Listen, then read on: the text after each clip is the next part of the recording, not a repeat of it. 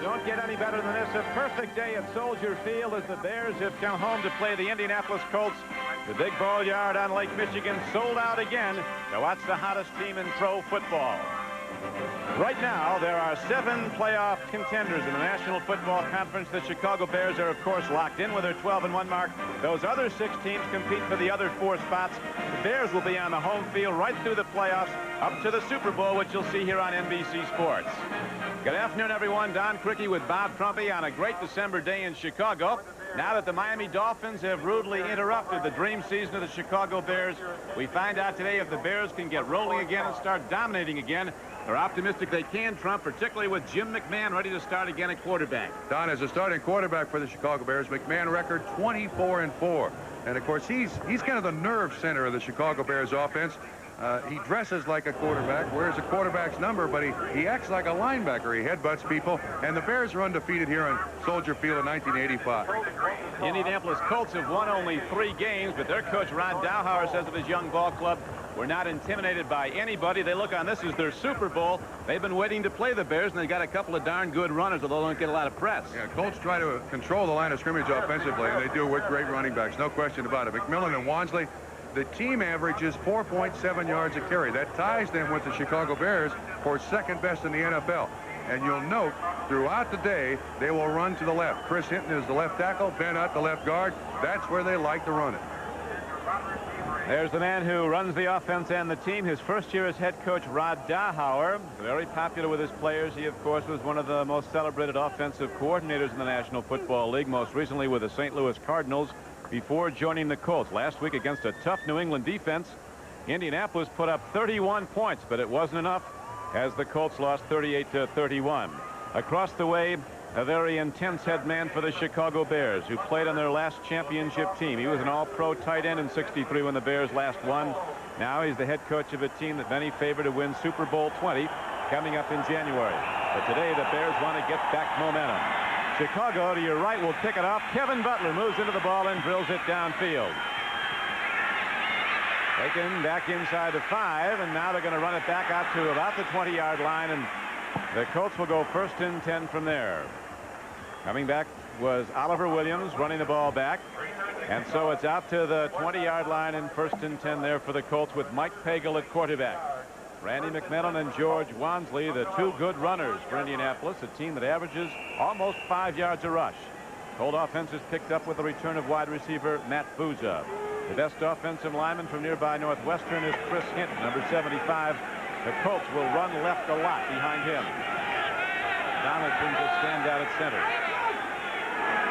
Just across the 20 they have the ball position. 1st and 10 now for Indianapolis. Mike Pagel goes to the run, and Randy McMillan takes it out to the 30. Very close to a 10-yard gain. He'll be just short of a 1st down. The #1 defense in the National Football League is that of the Chicago Bears, with Hampton, McMichael, rookie William Perry, and sacker Richard Dent across the front. Linebackers big and very fast to Otis Wilson, Mike Singletary, and Wilbur Marshall. Secondary, either on Gary Fensick, the veteran free safety. Now dropping to throw on 2nd and 1. The ball is tipped and it'll go incomplete. Mike Pagel working hard to get at the free ball as it was up for grabs. McMichael got a hand on it. He's having a terrific season for the Bears. Don, a comment. You mentioned the intensity of one Mike Ditka, the head coach of the Chicago Bears. Last time these 2 teams met, the Colts beat the Bears. Mike Ditka broke his hand. And it's been 7 games since the Chicago Bears beat the Colts, both at Indianapolis and Baltimore. Ditka said nobody's perfect, and we proved that against Miami. Now let's see what we do the rest of the way. He said we're going to get it right back to where it was. Colts, though, moving early. Here's another run. This is going to be good for a 1st down and more. Powerful George Wansley breaks into open field. It's a foot race now. Dorson gets him, but not till he gets down to the 30-yard line. The Chicago Bears, so Wansley, who seemingly was down when he turned the corner, with excellent balance, gets ahead for a 32-yard gain. One of the interesting things about George Wansley, his hero, is none other than Walter Payton. This is a good trap block up front. You can even see Randy McMillan making a good play, a good lead block. But I think George Wansley wants to show off to Walter Payton. And of course, he wears his number. Talking to the Colt coaches from before the game, they said building something early is very important. Colts want to build momentum as the game gets on. They don't want to fall behind early. Then they might be going. They can stay with the Bears for a while. They could get better. Now they go to the run again, but this time Chicago shuts it down. Dorson came up, the strong safety. He made a hit. On your point is well taken about points early or positive things early for the Colts. This team is 3-10. They're not going to the playoffs. Some of these guys are playing for new contracts. Very difficult for a coaching staff to get a team up when they're 3-10 and going nowhere. It's equally as difficult to get a team that's going to the playoffs and has got 2 more weeks to wait before they start in the Chicago Bears. Dahauer checking the play sheet. He had to like the one that Wansley ripped off for the biggest gain of this season for Indianapolis. Pagel, climbing pattern, has a tight end. Moving out with the ball is Pat Beach, and he's down to the 25-yard line. On a 2nd and 10 play, Pat Beach gets ahead for very close to a first down. He'll be just short of it. Cornerback Leslie Frazier knocked him out of bounds for Chicago. I think we better get used to that today. Very short drops by the quarterback. That's something that Dan Marino last week did for Miami and got the job done. I'd be very surprised to see the Indianapolis Colts set up and really go deep on a very consistent basis. 3rd down and less than a yard now for Indianapolis. The ball just inside the Chicago 25-yard line. Set in the backfield. Deep back is Wansley. He gets the ball. Going behind Hinton and Utt. Wansley is inside the 25 and has a first down for Indianapolis. Dan Hampton knocked him down, but the Colts moving right along. 4.7 yards a rush this Indianapolis Colts team averages per game, and when they need tough yardage, they go right behind the graduate of Northwestern, Chris Hinton. He was a Pro Bowler at guard. He's out. He can fire out. He's trying to get a shot on Singletary. Singletary kind of gets the best of him there. Samurai Warrior, Singletary is called here in Chicago. The hub of the defense, Mike Singletary, in his 5th year from Baylor. He's the leading rushing teams. We have 2 of them matched today. First down and 10 Indianapolis. There's no score in the first quarter. Goes looking at Capers, guns to him on the run, and he loses the ball at the 8-yard line. Excellent throw by Mike Pagel off the rollout right on the hands of Capers, but Fensick was there also. It really was a eminently catchable ball. Sure was. Little slant pass, and I think what happened, Capers looks back and doesn't recognize where the quarterback is, but Fensick knows where his chin is, doesn't he? That was a big hit, and that's one thing this Chicago Bear defense has had throughout its history. Great hitters on their defense. Fensick is one of those. 8th play of the drive coming up now. 2nd down and 10 Indianapolis. Randy McMillan breaks the crust for the moment, gets inside the 20-yard line. William Perry, who did not have a tackle against the Dolphins, made that one. Hinton once again was the key blocker. A gain of 4. That offensive left tackle was kind of screening off linebackers. Watch the reach out by William Perry. He got handled last week by Stevenson, the center of Miami. He's got another tough center today in Ray Donaldson. 3rd down now for Indianapolis. 3rd and 6. Loop throw. Albert Bentley has it. And he's got a first down and very nearly 6 as he's down to the 3-yard line. So another good throw by Mike Pagel, and all of a sudden the Colts, who in the local papers were a 20-point underdog coming in, are challenging for the first score of the game. 16-yard pickup. This is well thrown by Pagel. You can see the linebacker in coverage, Wilson. Bentley just rushes right by him. Good time. Another 3-step drop. Colts being very conservative here, not really subjecting their quarterback to that fierce Chicago pass rush. Mike Pagel, as you know, Trump, a very dangerous runner, the Indianapolis quarterback. First down and goal. Here's Pagel on the sprint out. Guns it down to the 1-yard line. Tight end Mark Boyer got it.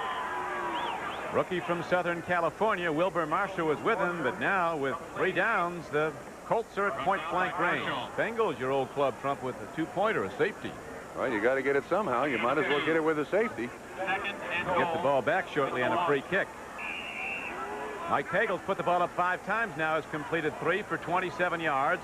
It's second down and goal for Indianapolis at the 1-yard line of Chicago. They weren't expecting this at Soldier Field. The 12-1 Bears, a prohibitive favorite, trying to hold the Colts out of the end zone. Wansley didn't get there. George Wansley ran into Otis Wilson. And so it'll be 3rd and goal now for Indianapolis.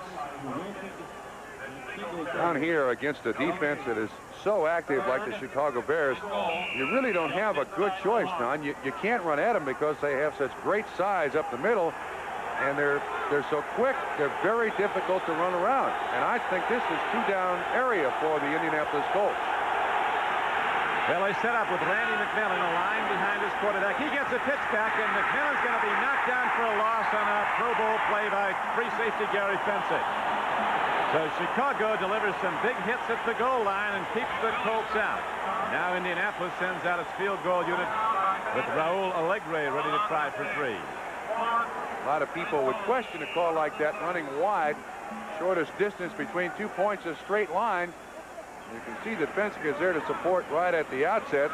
And that's the respect I think Indianapolis has for the Chicago Bear defensive front 5 or 6. Ron Stark is the holder. Alegre very accurate in close. He's had some trouble with his long distance hits this year. Here's the field goal try up. Hits the upright. It's no good. So a major disappointment for this young Indianapolis team as they take the ball right through the Chicago Bears, get down close, can't get it in, and then blow a point-blank field goal. It's 0-0 when we come back.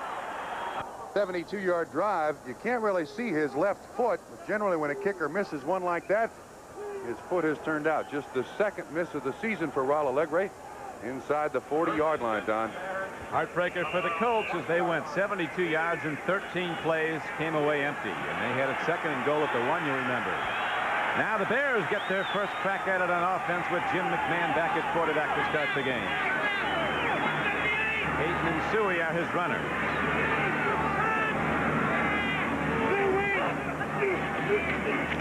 Walter Payton.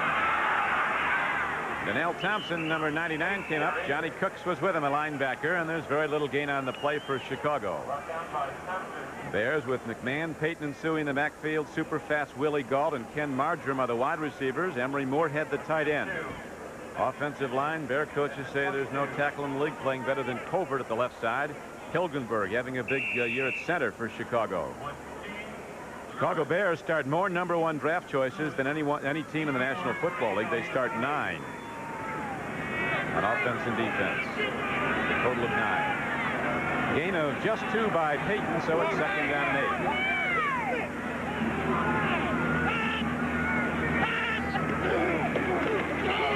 8. Draw to Walter Payton, who's been hobbled with a bout-foot flu this week. Didn't work out early in the week, but they say he's up to speed. Now on 2 carries, he doesn't get much, although he's gotten a ton so far this year, over 1,300 yards. Donnell Thompson was the number 1. Defensive left end, Brad White and Chris Scott in the front 3 with him. Linebackers, the strength of the Indianapolis defense. Cooks, Krause, and Bickett, all high number 1 draft choices. Cliff Odom might be the best of the lot. Secondary's young. Eugene Daniel, one of the corners on the right side, has 6 interceptions this year. 3rd down and a long 6 for Chicago.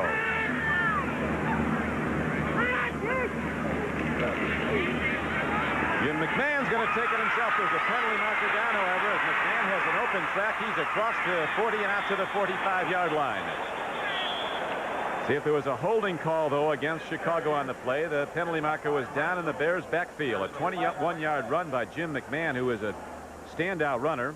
Averages over 5 yards a run. And holding is the signal, so Trump, it all comes back. Yeah, interesting about Walter Payton. He is the NFL's leading rusher, but the Colts historically have done an outstanding job against him. Number 62. That's on Mark Bortz, the tackle. Watch the left side. Mark Bortz, number 62. A lot of times it's not really grabbing, it's just the position of the hands. As he moves out of the picture, you can't really see it. But to continue my thought on Walter Payton against the Colts are just unbelievable. 11 carries, 4 yards coming into this game. So now after the 21-yard run by the quarterback is negated, 3rd down and about 17.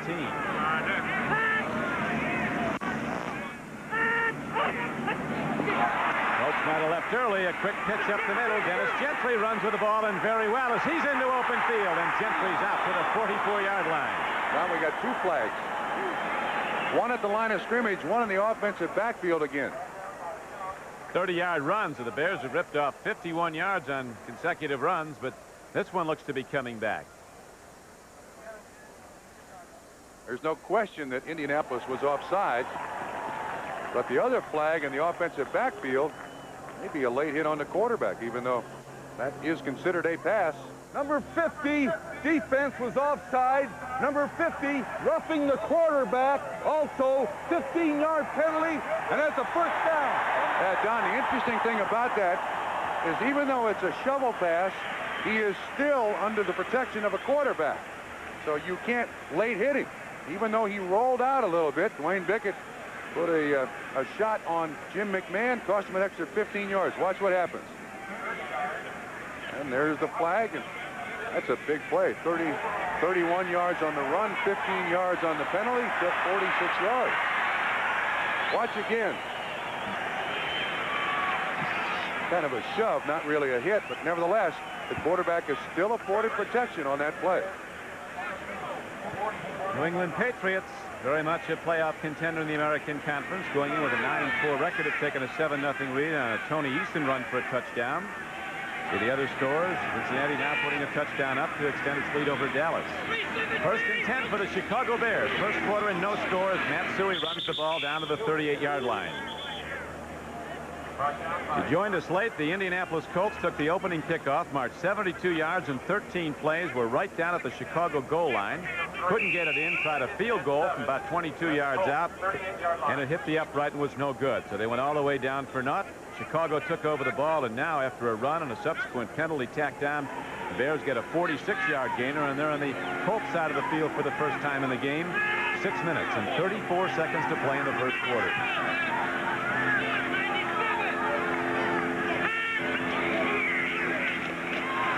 Walter Payton waits for the blocking to develop, and he runs it down to the 35-yard line of Indianapolis. 2nd down and 7 carry.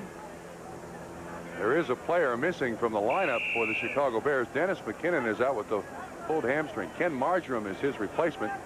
Interesting thing I like about this time, Walter Payton has never had a Pro Bowl offensive lineman in front of him. Never. This year he's probably going to have 2, Hilgenberg and Colbert, but he's gotten an awful lot of yards by himself. Gained over 1,300 yards coming into this game this season. 5.2 yards per carry average. Leads the team in receptions with 42, does Walter Payton. Pitch back to Suey. He's cut from behind. A fine defensive play. Dwayne Bickett, misfired earlier, makes the stop. The #1 draft choice from Southern California. The Bear coaches looking at him on film, so this guy's going to be a real force. Yeah. He is already. Came on a blitz there. Walter Payton was the lead blocker, and Bickett just kind of crushed Walter Payton and made the tackle. So now the Bears drive stalls, and they're going to punt the ball downfield as Robbie Martin goes back for Indianapolis. A great day in Chicago 45 years ago today. The Bears scored their 73-0 championship game win. Many of those Bears from that great team are here today. Chicago's not won the NFL title since '63. Robbie Martin, the punt returner for Indianapolis. Too much time?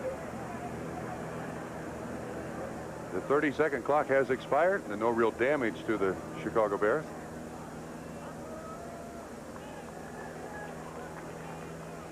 Mike Ditka with his quarterback, Jim McMahon. Delay the game. Offense.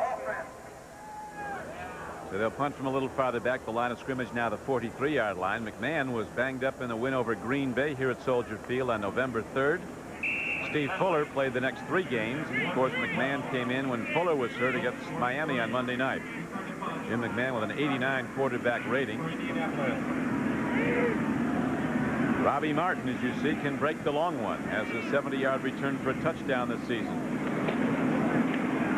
Maury Buford hits a line drive that's going to carry into the end zone. So it'll come out to the 20, and Indianapolis will start again after driving all the way down to the Chicago goal line in its first possession. 43-yard punt. We'll be back with the Colts with the ball, and still no score.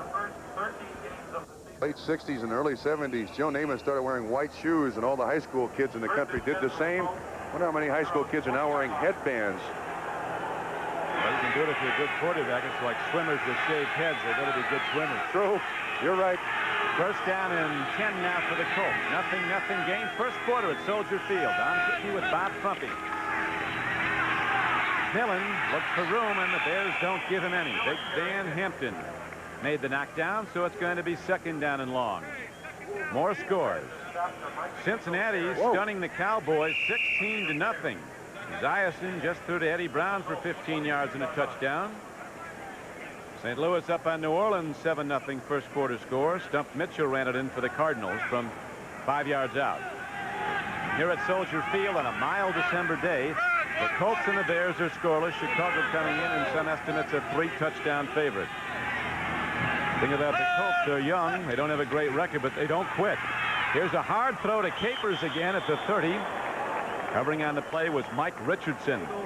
So it brings up third down and long for Indianapolis. Colts staying with that three-step drop, running the slants that you and I saw and everybody else in the country saw in Miami last week. Watch the quarterback. 1, 2, 3, set up. Just a 5-yard pattern. And the defensive back, Richardson, right there at the point of reception. Colts doing well on third down conversions. They had 3 of 4 conversions in that first drive that came up empty, though. No score on the board. High snap. Pagel, good athletic ability, fields the ball, gets it out to Oliver Williams, and he's out for a first down if the play goes. Williams from Illinois is out to the 32-yard line, a gain of 10. And you put your finger right on it. That was a great athletic job by Pagel. That ball was snapped very high by Donaldson. He had to tip it around to keep it in his possession, but I do believe Colts have a choice. Take the penalty or the yards, and I'm sure they'll take the yards. Defense was offside. Decline a penalty. Take the gain. First down. Pagel's been sharp in recent games, Trump, and he certainly has been today. Well, that's a great play on his part. I mean, he turns a real disaster into a positive here and still comes up with a completion. 10 yards. First down, Colts. We'll see if the Colts can rebound from that opening drive disappointment when they got right down to the Chicago goal line and came away with no points. Field goal try, hit the uprights, and they didn't score. Pagel looking deep on 1st and 10. Capers trying to run under it. He is out there, and the ball is almost picked up. Leslie Frazier looking for his 7th interception. Had both hands on the ball, and as you saw, lost it. So it's a long out. It'll be second down and 10. One of the problems you face when you play the Chicago Bears, no matter who you are, is you never know when they're going to blitz or fall back in coverage. This time, everyone's back there in coverage. This ball well thrown by Pagel. Capers just couldn't quite get a hold of it. Pagel now 4 of 8 for 37 yards. Probably going for his 9th throw here. Second down and 10 coming up. Watch for the blitz here, Don. Look at him at the line of scrimmage there. Their defense keyed to blitz at any time. They go to the run to offset it, and Randy McMillan takes on tacklers out to the 38-yard line. That brings up third down. Singletary knocked him down for Chicago. Offenses, when you face any defense that at the last second jumps around, really has problems identifying people and making the proper calls at the line of scrimmage. The fridge moves a little bit. Double team. Well done. No problem whatsoever between Hutt and Donaldson. Good pickup. Fridge has got to play better. He's a lot better off the field than he is on the field and now on the sideline. Third down and almost 5. A long 4. Blocking is good. Pagel gets it away, and Booza drops a hard throw at the 49-yard line. He was wide open, would be still running. Now while we have a moment, let's go to Ahmad Rashad at NFL 85. Ahmad. All right, Don, in Green Bay, you fans will probably remember Dan Marino. The cold hasn't bothered him. He hits Tony Nathanson on a 10-yard touchdown. They missed the extra point. The score is 6-3 in the first quarter. Thank you, Ahmad. So the Dolphins go from 80-degree temperature to the freezing northern Wisconsin and doing all right so far, leading 6-3 over the Packers. There's no score here. Keith Ortego is back deep now for Chicago, a rookie punt returner. Tremendous hit by Ron Stark down to the 10-yard line. Ortego hemmed and knocked down at the 20. So Chicago goes on offense again. Leonard Coleman was down to make the play for Indianapolis after a 52-yard punt by Ron Stark and a 10-yard return. We'll be back to Soldier Field after this. We have 2:30 to play in the first quarter. This is Don Criqui with Bob Trumpy at sold-out Soldier Field in Chicago. The sudden stop of that flow of superlatives this week for the Chicago Bears. Now they're looking to get back on track and start rolling again. They have not done so far in this game. It's a 0-0 score, Indianapolis and Chicago.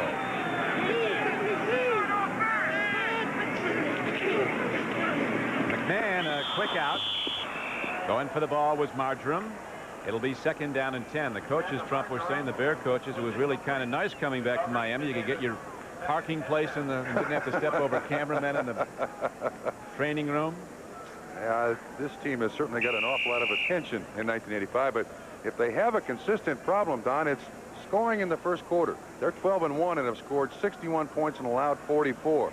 The Colts are 3-10 and they've scored 51 points and allowed 74. Right now, none at all up as Jim McMahon takes a deep drop and goes to Emery Moorhead with a fine play out to the 44-yard line of Chicago. So the Bears hit a big play, get a 24-yard gain and a first down. Rookie Anthony Young made the tackle, but Emery Moorhead makes the big play for Chicago. Last week against the Miami Dolphins, Moorhead was a big receiver for Jim McMahon and Steve Fuller. This is an outstanding catch. Running full speed, stretches his arms up. That was really nice. Cliff Odom, it looked like, had him in coverage, and then I think it was Anthony Young who finally made the hit. Linebacker coverage on the tight end. Jim McMahon has now completed 2 of 3 for 54 yards for the Bears. Looking for another long ball. He's going to Willie Gault. Incomplete at the 13-yard line. Close. Probably the toughest ball to catch. Straight over the head of the receiver. So many guys get the label world-class speed, and really if a guy just ran college track, they seem to call him world-class nowadays. Willie Gault's the real thing. No question about it. That guy can outrun anybody that you can put a football uniform on, but he can also catch it too. He'll run the short patterns. He's also returned a kickoff, I believe, for 99 yards and a touchdown. Did that against the Redskins when the Bears were down 10-0 and they went on to rout Washington. Now it's 2nd down and 10 for Jim McMahon and the Bears as Marjoram goes in motion. Open man is Walter Payton. He has a first down to the 42-yard line of Indianapolis. Tate Randall knocked him down. McMahon looking real sharp. That was good for 14 yards. Well, you can see what this best rushing team in the NFL does to the linebackers of the Colts. Just freezes them at the line of scrimmage until McMahon passes all those running backs. Payton, not only the leading rusher in the NFL, the Chicago Bears all-time leading receiver. How about that? And the leading receiver this season. That was his 43rd catch of the year.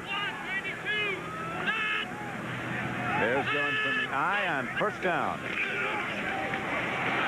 Walter Payton takes on tacklers again and gets to the 35-yard line of the Colts. A gain of about 7 yards on the play. Cliff Odom, leading tackler for the Colts, knocked him down. This guy's a player. Cliff Odom, in 9 of the 13 games that the Colts have played, has had more than 10 tackles. 16 last week against the Patriots, as you see there. This guy is a player and is the only non-first-round draft choice of their 4 linebackers. He was originally drafted in the 3rd round by Cleveland, was waived. The Raiders picked him up. Colts actually got him as a free agent. Not just their leading tackler, he's their leader on the field and off. Cliff Odom, always intense. To make the big hit is right now Jim McMahon on a quick timing pattern. Hits it out to Willie Gault. He turns up for a first down for Chicago. Inside the 30-yard line of Indianapolis, Preston Davis made the knockdown. And that's going to do it for the first quarter. After the first 15 minutes, we see the Bears driving, but still no score up. We've been waiting a long time, though, for a championship team in Chicago, not since 1963. Chicago Bears right now at their 12-1 record, looking to get back on track after the upset loss at Miami. Dolphin offense really shocked the Chicago defense, which had been just about impenetrable. So the Dolphins scored on their first 5 possessions Monday night and built up a 31-10 halftime lead. There's a psychological pickup for the Colts, wouldn't you agree? No question. The Colts not allowing a touchdown in the first quarter. That's been a problem for them. Right now, though, as we open the second quarter, McMahon and the Bears are driving. First down and 10. 28-yard line of Indianapolis. Walter Payton gets a nice block from Bortz. And then a good defensive play by Indianapolis. Coming across to make the play was Eugene Daniel. Oh. Bengals laying waste to the Cowboys. At Cincinnati, it's 22-0. James Brooks just ran 27 yards for a Bengal touchdown. My goodness gracious. You weren't ready for that. No, neither were the Dallas Cowboys. First time Dallas has ever played in Cincinnati. You think it was the first professional football game ever played there. This telecast is presented by authority of the National Football League. It's intended for the private use of our audience. Any rebroadcast or other use of this telecast without the express written consent of the Chicago Bears and the National Football League is prohibited. Second down, a long 8 for Jim McMahon and the Bears. Marjoram in the end zone, and he is screened away from the ball by linebacker Barry Krause, who claims he was impeded, but it had interception. I think he's right, although Marjoram had a clean play on the ball, and Krause just happened to be there. I tend to agree with Barry Krause. Marjoram crawled right up his back, and of course, now with the new incidental contact rule, maybe that's why they didn't throw the flag, because Krause was not looking back for the football.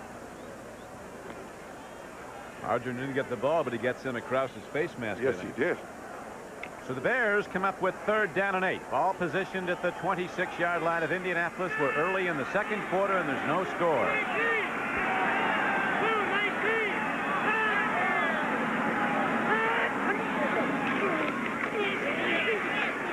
Mann's got an open track. 15. Sliding to a halt at the 12-yard line. He has a first down for Chicago, a 15-yard run by Jim McMahon. Anthony Young on the tackle, and that's one of the few times you see Jim McMahon slide in there. He normally likes to take people on. There isn't a defense in the world that accounts for the quarterback running the ball. And you can see the big spot he's got there. Well done by the Chicago Bears. And the Colts are going to have to keep somebody at home to watch that. Coverage has been good, but they have left that open middle, wide open for Jim McMahon. Quarterback who's undergone 2 knee operations, so they don't like him running, but that time he had no alternative, and he turned in a first down run. Suey right down to the 9-yard line. Jim McMahon said the other day, Trump, being the backup quarterback to me, has got to be the best backup job in the NFL, because the amount of time I spend down, you get to play as much as I do. Yeah, he has certainly been hurt. Last year, his injuries were serious. Had a broken hand, had a lacerated kidney. And there's Steve Fuller on the sideline right now. He's with a bad ankle and a bad knee. I like to think about McMahon. He said, I've had my picture on the cover of Sports Illustrated, Sport Magazine. I would love to be on the cover of Rolling Stone. Probably get there. Yes. If Harry doesn't get there first. Right now, it's second down for Chicago as you see the ball positioned at the Colt 10. There's no score in the second quarter. Marjoram ran an in pattern, and the ball, as you saw, went out. Eugene Daniel was nearest man to it. Lions up with a field goal by Eddie Murray, and they now trail the Patriots 7-3. Washington, Philadelphia scoreless in the first quarter at Veterans Stadium. Miami holding to a 6-3 lead over the Packers at Green Bay. Jets in Buffalo, 0-0 in the second quarter. And the big surprise of the day, the Cincinnati Bengals routing the Cowboys 22-0 in the first quarter. Don, this is the 12th play of this drive for the Chicago Bears. Very impressive. Third down play coming up. McMahon 4 of 8 for 82 yards. Free play. Dennis Gentry turning upfield. Good defensive hits, but there is a marker down as Gentry is knocked down at about the 8-yard line. Looked like he had room to run, and then he was cut down. Keith Lee came up along with Anthony Young. McMahon's doing an excellent job of drawing the Colts offside. You can hear from our sideline microphone the different inflection in his voice. They go from baritone to tenor. from hut to hut. Defense offside, number 99, 5 yards, 3rd down. Didn't get him the first down, but it gets him close. 3rd down again. One of the aspects of Walter Payton's game that nobody talks about is his blocking. Look up there. It's the NFL's all-time leading rusher, paying his dues for Dennis Gentry up front.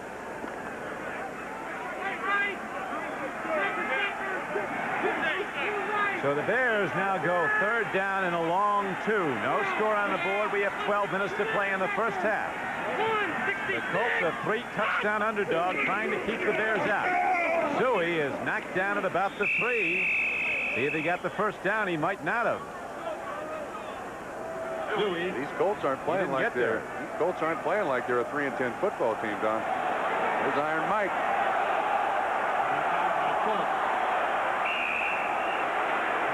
Look at this. They're going to go for the field goal. And 1 at the 3. 66,000 coaches telling Ditka to go for it, but he sends out the field goal unit. He's got a good kicker in rookie Kevin Butler. Kevin Butler. Steve Fuller is the holder. Bad knee and all. He's out there. 20-yard field goal. 20-yard attempt by Kevin Butler, who's hit 23 of 28 field goals this year, scored 113 points as a rookie. He's up and good, and so with 11 minutes and 3 seconds to play in the first half, the Bears are finally on the board as they've taken a 3-0 lead over Indianapolis. Favored Bears, only a 3-0 leader in the second quarter. Colts are staying tough. Yeah, 18-point spread. That's what it was. The paper said. Yeah, obviously the Colts don't have the same. We know opinion. nobody bets, but Obviously the Colts have less of an opinion of the Bears than someone else does in this country. Colts are playing tough, and they do. When you're a 3-10 football team and young, all you want is a chance late in the ball game to win. Keep it close, and a big play turns it into a win. right now, Butler, who hit the 20-yard field goal to open the scoring, kicks off. Tough one to handle, but Albert Bentley does. He is a hard-running man from Miami of Florida, and Albert Bentley gets out to the 32-yard line. So Indianapolis goes on offense. Dennis Gentry was on the tackle along with William Perry. Bears going 77 yards in 13 plays, but had to settle for a 20-yard field goal. Hagel's got a ways to become the Colts' all-time leading quarterback, doesn't he? Tarkenton's thrown for more than Unitas. Yeah. Right now, Indianapolis trailing 3-0, goes first and 10. The Colts at their 32-yard line. Going for the long ball. Wayne Capers trying to run under it, and it's broken up nicely by Leslie Frazier. Screened his man off and had a play on the ball. Clean play all the way. It'll be second down and 10 Colts. Frazier doesn't like the shove that Capers gave him. But with the new rules in the NFL, you can see there's contact there. Last year, I have a feeling a flag would have been thrown on someone, but both looking Frazier. back at the quarterback, now that contact is allowed. Their defense had given up just 3 touchdowns in 7 games before Miami scored on its first 5 possessions. So far, the Bears going with a shutout here, but only leading 3-0. Second down and 10 after the long ball, trying first down by Pagel. McMillan. Look at this. Big, and he's fast, and Fensick has a problem as he's taken off the play. Whoa. And the Colts break another big run. Randy McMillan, who was a #1 draft choice out of Pittsburgh in 1981, rips off a 25-yard gain. Now that's a 31-yard gain by Wansley, and now a 25-yard run by McMillan, and there's nobody there, Don. Here, 2 yards past the line of scrimmage. Fensick is the only guy left, and Chris Hinton right in front of him does an excellent job. Wow. And there was nobody there. McMillan now 6 carries, 40 yards. Wilbur Marshall finally knocked him down. First down and 10 for the Colts at the Bear 43.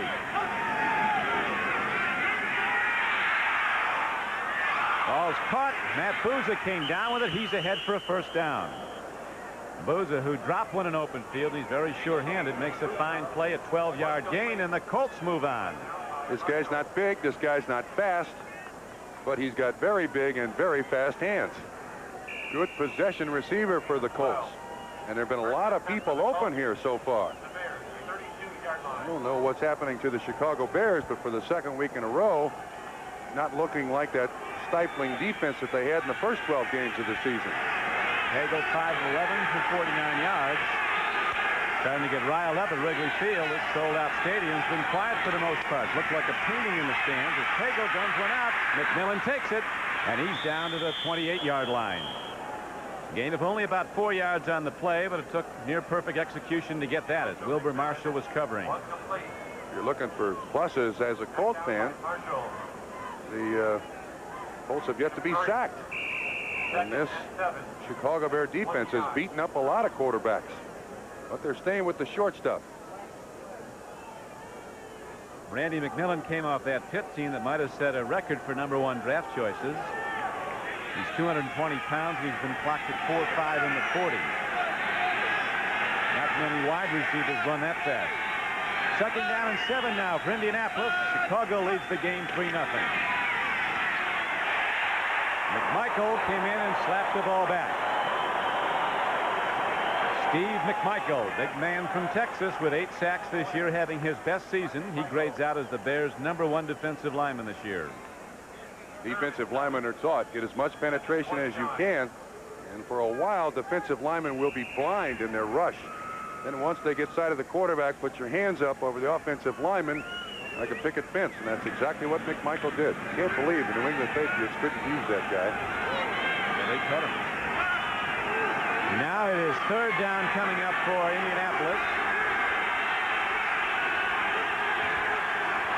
Hagel. Down at the 35-yard line, but there are 2 penalty markers down in the Chicago secondary. All over the place. 1 from each side. Here's Ben Dreith, our referee, to say offside against Chicago, so the sack is negated, and instead offside defense number 95. 5 yards, third down. Colts get the down over. Richard Dent, the leading sacker for Chicago with 13.5 sacks, had 3 at Miami.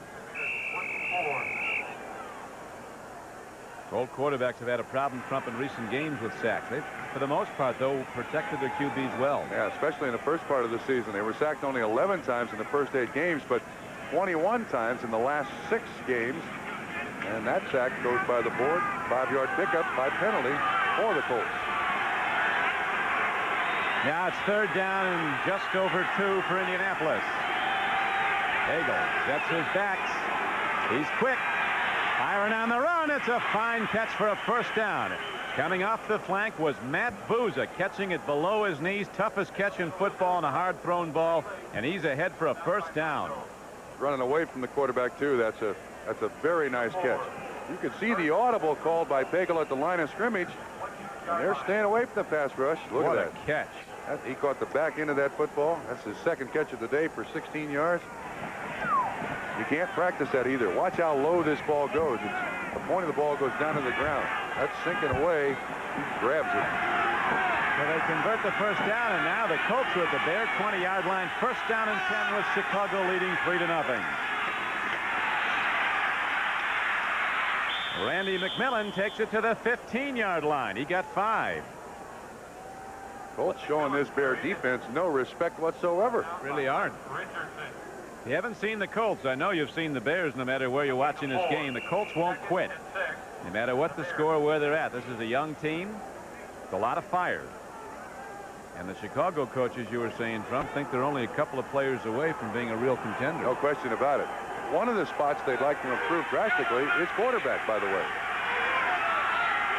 Hagel's been working very well in this game against the #1 defense in the NFL. Second down, pitch back to George Wansley. William Perry can't run him down, and Wansley's down inside the 15-yard line of Chicago. It'll bring up third and short yardage. Dave Duerson finally got him. You'll see number 72, William Perry. The cold helps him. You see right there, that's a tackle you would think he would make, wouldn't you? Wansley runs right out of that tackle and then slips for very little gain, bringing up third down and about 2. I think William looked like he was going to eat him up like one of those cheeseburgers, but he lost him. So the Colts are threatening now, third down and just over 3. Bears lead the game in the second quarter 3-0. Hagel throws. Berza wasn't even looking back at the ball as it comes in too high. And so as the Colts send out their field goal team, let's go to Ahmad Rashad at NFL 85. All right, Don, in Buffalo, Ken O'Brien from his own end zone hooks up with Wesley Walker on this 96-yard touchdown. It's the longest in Jet history. Watch Walker turn the warp speed on. 14-0 Jets, second quarter. Warp speed. Wesley's got it. Now Raul Alegre's back out. You recall his first try from 20 yards hit the upright and was no good after that long opening drive by Indianapolis. This is a 30-yard attempt, 31-yard, and he drills it, and we've got a tie game with 5:34 to play in the first half. So the Colts are hanging tough. They've tied the Bears, and we'll be back in a moment. 30-yard field goal. Allegre will kick off. Gentry and Colts. Bob Trumpy, this is Don Criqui back at Soldier Field. The Colts have tied the game at 3, and now they kick it off. And here comes Dennis Gentry for Chicago. Out to the 19-yard line. Good special teams play by Indianapolis, led by Tate Randall, number 35. The Bears offense able to produce only a field goal so far with 5:24 to play in the first half. Comes back out with Jim McMahon at quarterback. Colts so far have run 29 plays, and the Bears 19. That last scoring drive by the Indianapolis Colts, 10 plays, 56 yards, and of course that 30-yard field goal by Allegre. Colt defense loaded with some top young #1 draft choices when they came out, like Donnell Thompson, Cooks, Krause, and Bickett. Big play athletes as the pitch back goes to Walter Payton. Nesby Glasgow, a hard-hitting strong safety, came up to make the strike for Indianapolis. Short gain on the play.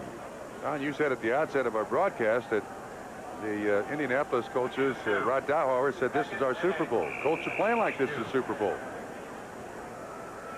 And the most interesting thing I think about is the way they've come back from that, the disappointment of the opening drive, when right down the field, yeah, had 2nd and goal at the Chicago 1.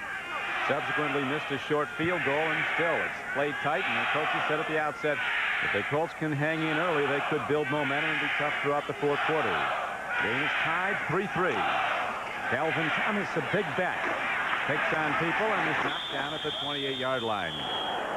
Bring up 3rd and about 2. Don, I just noticed that graphic that to this point in the ball game, the Colts had outrushed the Chicago Bears. That is highly unusual. In 32 of the last 35 games the Bears have played, they have outrushed their opponents. Look at there. Almost 2-1. Colts over the Bears.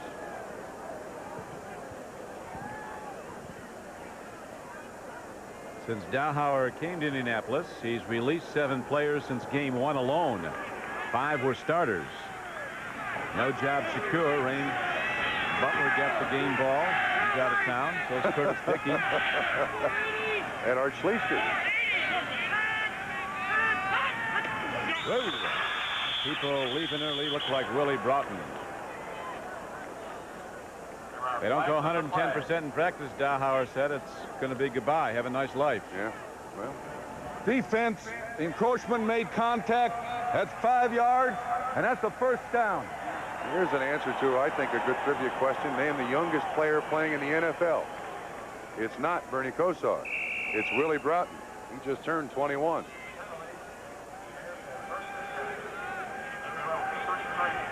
Willie's a very intense guy. They say every Monday he's sure he's going to be cut. But every Tuesday he's still there. Right now, Chicago with a first down, and the game tied 3-3 goes from its 33-yard line. Man looping it up, and the Colt defenders come up. Glasgow came up on the tight end, Tim Reitman. Broughton had his hand right in McMahon's face there. Speaking of young teams, bad news for the NFL. The Chicago Bears are the youngest team in the NFC. Whoa. That's remarkable. I agree. That when I found that out, I was shocked. Ken O'Brien with 2 touchdown throws for the Jets. They look to go to 10-4. Buffalo's been out of business for some time now. Years, not days. 2nd down and 10 coming up for Chicago at the Bear 33-yard line. Big rush. McMahon's in trouble, and they get him at the 28. Dwayne Bickett, number 50, Donnell Thompson, and Johnny Cooks all had him penned in. So now it's 3rd down and long for Jim McMahon and Chicago's offense. Play action fake by McMahon fooled no one. You see Pickett coming from the left side. That's on Colbert. There's our best offensive lineman. And Johnny Cook's also there to kind of flush him a little bit. First sack of the day for the Colts. Well, these guys are playing not like they're 3-10. The game is tied. 3-3. We're in the 2nd quarter. One local paper had the Indianapolis Colts a 20-point underdog for this game, but they've tied Chicago as we're down to 3 minutes to play in the first half. It's a 3-3 game. 3rd down and 15 for Jim McMahon and the Bears. McMahon is cut down at the 30, and the Colts will get it back on a punt. And some boos are heard here at Soldier Field. To repeat, they are undefeated here at Soldier Field. That time Scott Burkus and Chris Scott made contact. Last time the Bears went undefeated at home, 1963, they won the NFL's championship. Colts will have good field position in all probability and some time to work with 2:24 to play in the first half, clock running.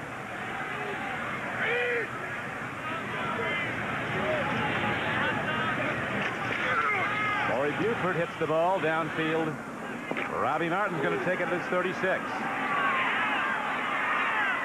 Out of bounds at the 42-yard line as the game clock's down to 2:05 to play in the first half, and the score is still Bears 3 and the Colts 3. Jim McMahon, the hungriest bear of all, can have the ball right now. We're not a company. Soldier Field, an unusually mild December day on the shores of Lake Michigan, and an unusually surprising score up. The underdog Indianapolis Colts hanging tough. They've tied the Bears through almost 2 quarters of play. It's a 3-3 game. Now with 2:05 to go in the first half, the Colts have the ball back with Mike Pagel at quarterback. Played very well.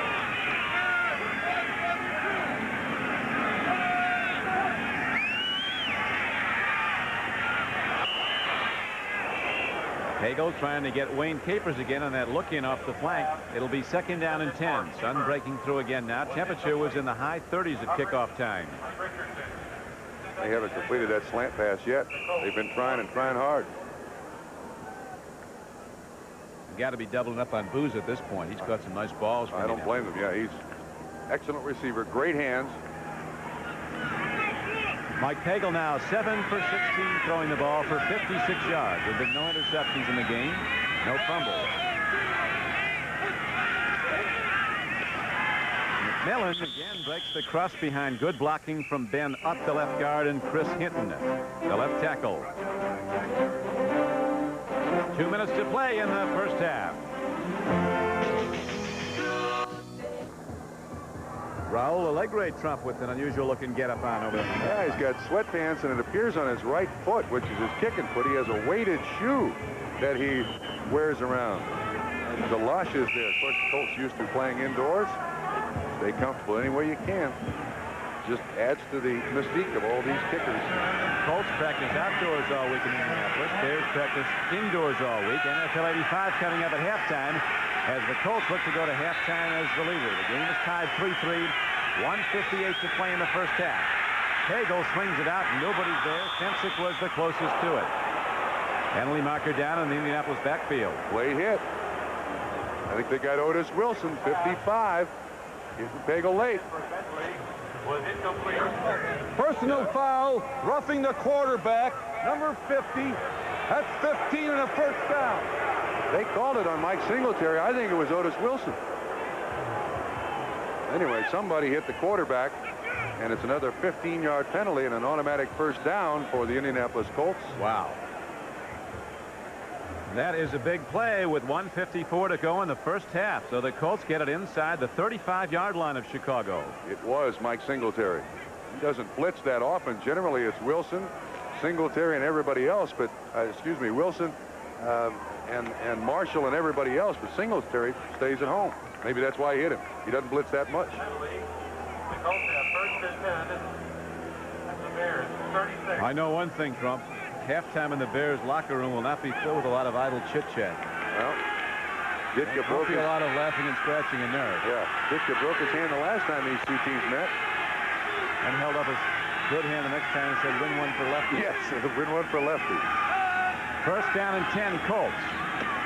End up to McMillan, who dives inside to the 33-yard line.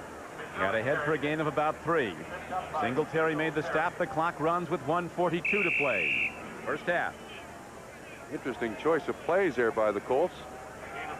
There's 1:36, 1:35 left in the first half, and they run. Only time the Bears were held to 3 points in the first half was against Tampa Bay. I think the Bears scored 35 in the second half, though. How about that? Flea flicker, long ball downfield, and it's not near anybody. He's running the fly pattern. William Perry was putting the heat on. I'll tell you what, when this kid, William Perry, throws a quarterback to the ground, he is thrown. He looks like a baggie on Mike Bagel. To McMillan. You see Perry with his bull rush get by Utt. Watch, look at that. Boy, it just crumbles his legs. Defensive coordinator Buddy Ryan, he doesn't sweet-talk those Bears either on the sideline. I think he probably had some words for William. You know what else he does? He posts the grades of every player for the rest of the team to see on a weekly basis. Colts 5 for 7, converting third downs. They've done well. Now they have a 3rd and 8. Go to the run, end around, Wayne Capers. Perry's taken off to play. Capers gets free, but not for very long, and that was a lot of running east and west and got a loss of about 7 yards. There was also a clip that nobody called. Dan Hampton, number 99, was clipped right at the end of that play. No flag was thrown at all.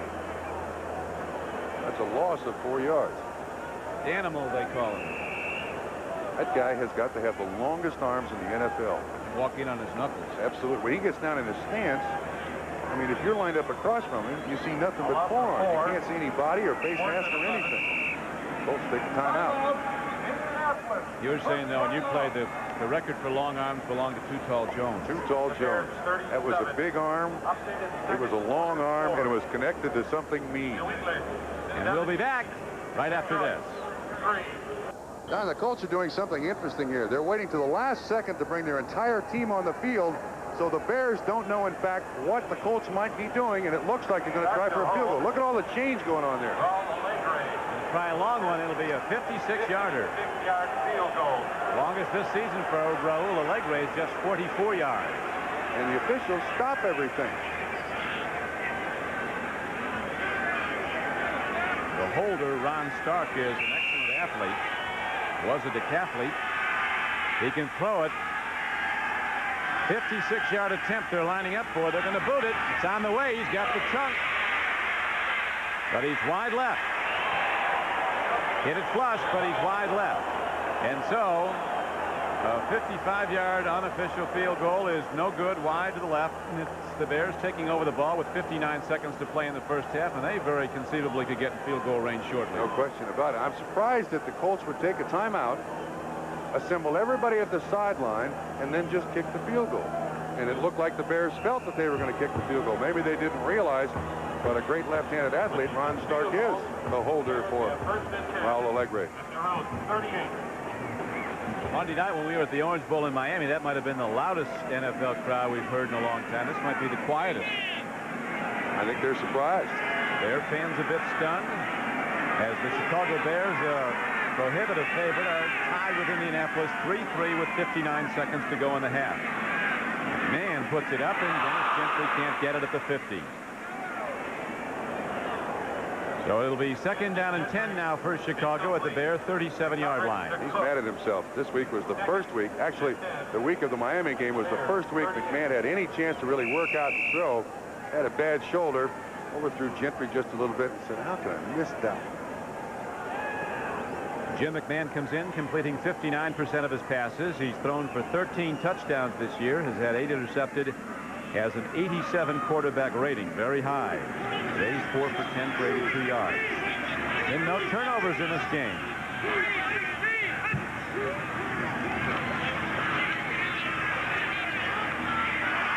Marjoram can't hold it at the 50. So it'll be 3rd down and 10 now for Chicago. I think that's overthrown once again, Don, ever so slightly. But you can see the rustiness, I believe, in Jim McMahon. Those numbers are not typical of Jim McMahon. Now, he's mad at himself. He's not mad at Gentry. Sets up well. I think he's mad at himself, not at the receiver. McMahon is a perfectionist. Came in here to Chicago when he was drafted #1 and stated we're going to win because I can't stand losing. Jim McMahon, 24-4 as a starter at quarterback for Chicago. They won 24 and lost 4. They've got to have him the distance to go the distance. McMahon rolling out down at the 41-yard line, way short of a first down on a 3rd down play, so it's 4th down, and the Bear offense fails to click again as the first half ticks down.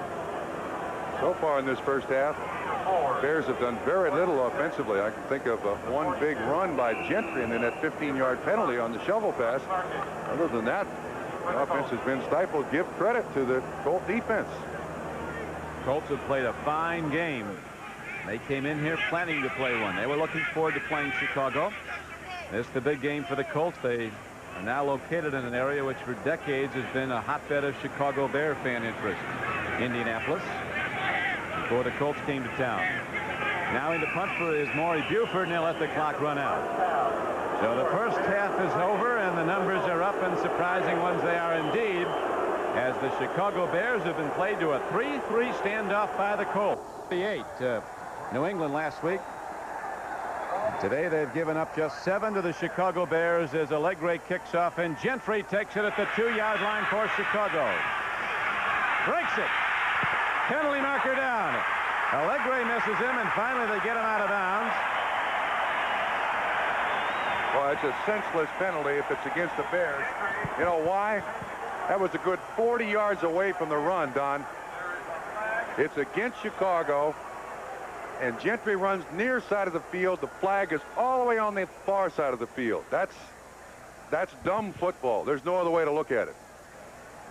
Number 75, receiving team, illegal push in the back.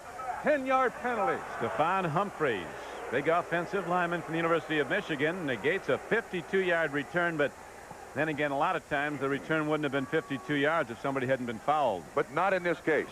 That flag was thrown on the far hash mark, and the ball was run this way. That's bad start. Well, the Bears have it now back to their 19-yard line to go 1st and 10. Look in the middle of the screen there. That's a senseless penalty. That return is set up to the near side. If he didn't touch that guy, he doesn't make the tackle. No, I didn't look like much of a foul either, though. Here's McMahon throwing downfield, and Willie Goff goes high and comes down with the ball at the 39-yard line. The Bears come out firing and get a big play on 1st down, a 21-yard gain for Chicago. You have to feel for any defensive back who lines up against Willie Gault with that world-class sprinter speed, and it's legitimate. You've got to give him a pretty good cushion. Preston Davis does. Good timing pass by McMahon, and before Willie Gault turns around, ball's on the way. 21-yard pickup, 1st down, Bears.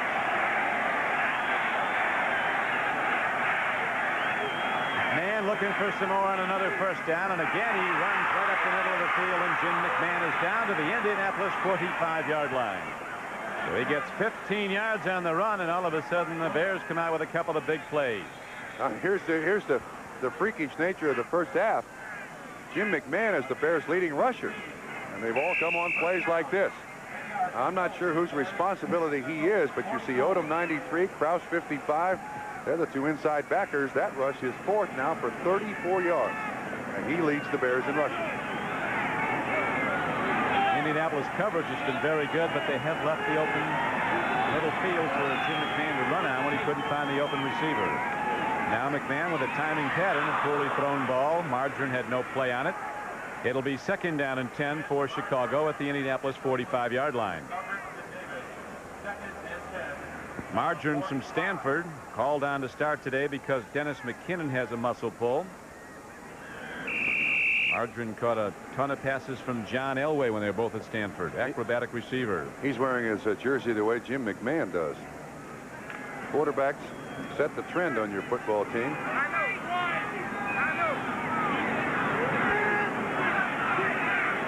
Right now it's going to be 2nd down and 10 for Chicago, 45-yard line of the Colts. The game is tied early in the 3rd quarter, 3-3.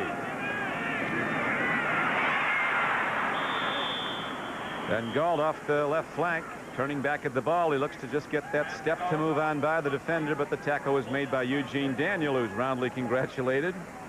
McMahon has not thrown the ball particularly well today. That was just his second completion in his last 8 attempts. Man, of course, troubled by a bad shoulder. Went out in the Green Bay game here November 3rd. Missed the next 3 games. Came in when Steve Fuller was injured at Miami last Monday night. 3rd down and almost 5 for Chicago.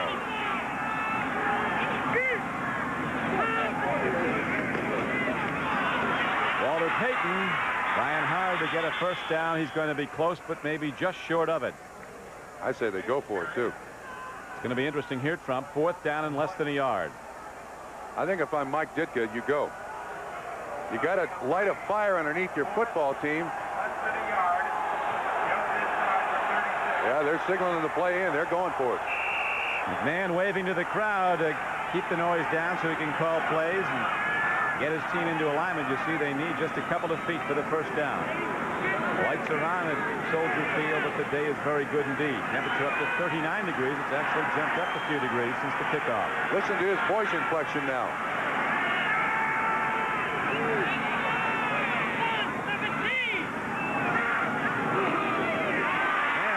His own number, takes it behind his center, Jay Hilgenberg, and Chicago has a first down inside the 35-yard line of the Colts. A little play like that, Don. Just a 4th down, and the coach shows confidence in the offense. We'll go for it here.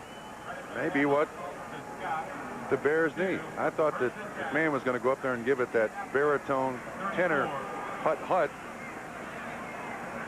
Look at that. The Colts have done an excellent job. Bears aren't struggling that much offensively. Colts have just shut them down. Right now, it's first down and 10, Chicago. Game tied 3rd quarter, 3-3.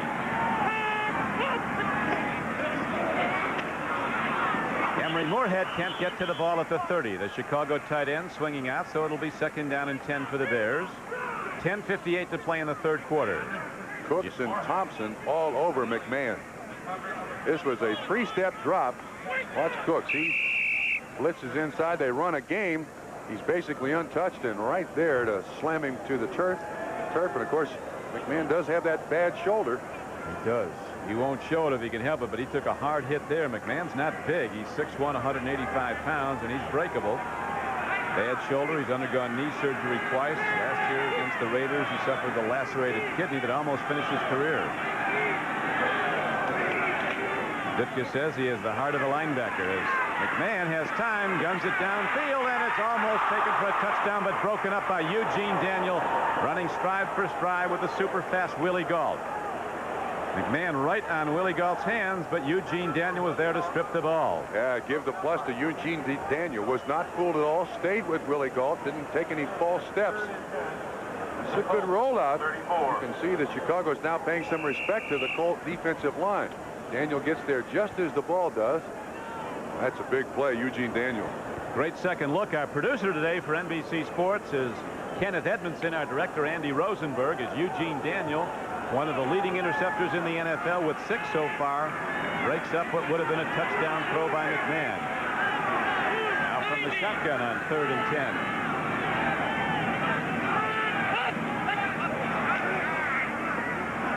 No flag. Coming. McMahon's got to unload, and he has to duck out of bounds on 3rd down. The coverage was good again. Gault and Eugene Daniel are shaking hands after every play. Now that counts as a sack, so it's the 2nd one against the Bears today, and Ken Marjoram was wide open. McMahon could not see him just down the field. A loss of 2. So the drive stalls. 36. You were talking, Trump, about the Bears having the youngest team in the National Conference. Somebody pointed out they also have the oldest coaching staff. Mike Ditka, I think, was very smart. Put a lot of experienced people in here. A lot of these guys have been with the Bears before. I think they have 3 former head coaches in the NFL on this staff.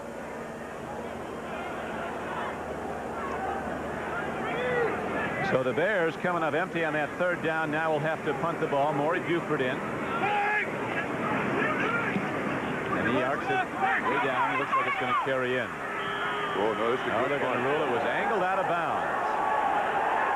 inside the 5-yard line. So Maury Buford got it out of bounds inside the 5-yard line, a 33-yard punt, but it was a whole lot better than that. The Colts get the ball. They're pinned in their own end when we come back. The Indianapolis Colts playing a standout game. They're locked in a 3-3 tie with heavily favored Chicago. Third quarter. Now the Colts start out in the second half with the ball for the first time, pinned at their 3-yard line on the laser-accurate punt of Maury Buford.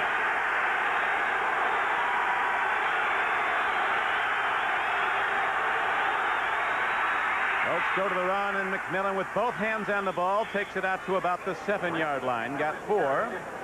Cliff Thrift in as an extra linebacker. The former San Diego Charger made the stop for Chicago. Only 2 sacks of the day. The Colts against the Chicago Bears, and no turnovers. In their 3 wins, the Colts are +5 in the takeaway giveaway. In their 10 losses, they're -11. Matt Booza, the sure-handed one, is out on the left flank. Capers is also on the left side. Second down and 6 for Indianapolis.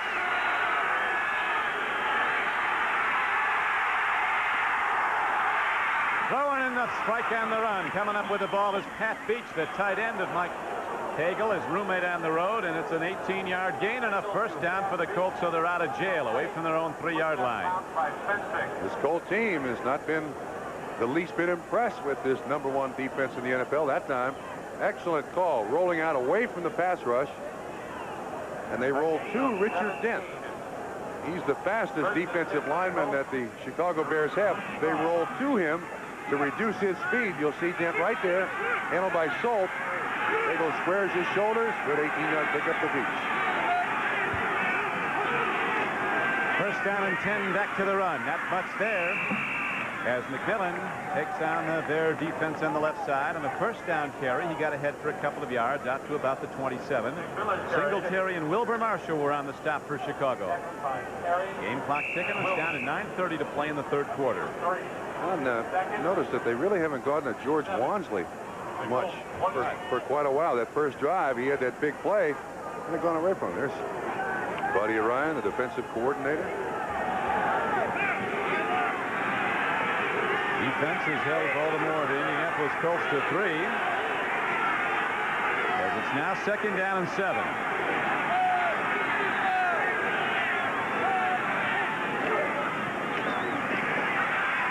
Bears shut it down at the 30. Richard Dent makes the stop on Randy McMillan. And now we'll see if we see a Mike Pagel sprint out. The New England Patriots well on their way to extending their season record to 10-4. Philadelphia holding to a 2-run lead over the Redskins, and it's 20-3. Miami opening up at Green Bay now. The Jets with a 21-0 lead over Buffalo at the half. And the Bengals, who went out in front 22-0, now leading Dallas at halftime 22-3. Bears showing blitz here now, Don. Third down. Hand off to McMillan, and the Bears make a stop. William Perry makes the big play behind the line of scrimmage, so the Colts have to punt the ball. One of the things the Bears like to do with this 46 defense or 50 defense, depending on what you read, is free up people on the defensive line. William Perry runs behind the center. Donaldson doesn't even touch him, and he's there to make the tackle. Big William, of whom it was said he never lifted a weight or watched his own. But the truth is, he's one of the most powerful people that ever came into this organization. I agree. Pitch downfield to the 22-yard line. Ortega takes it back. There's Chicago, and he's out to the 35-yard line. Well hit ball by Ron Stark. Dwayne Bickett covering on special teams for Indianapolis. 50-yard punt and a 14-yard return. The Bears get it back when we come back. We're back at Soldier Field in Chicago. 7:36 to play in the third quarter. Don Criqui with Bob Crumpy. The game is tied 3-3.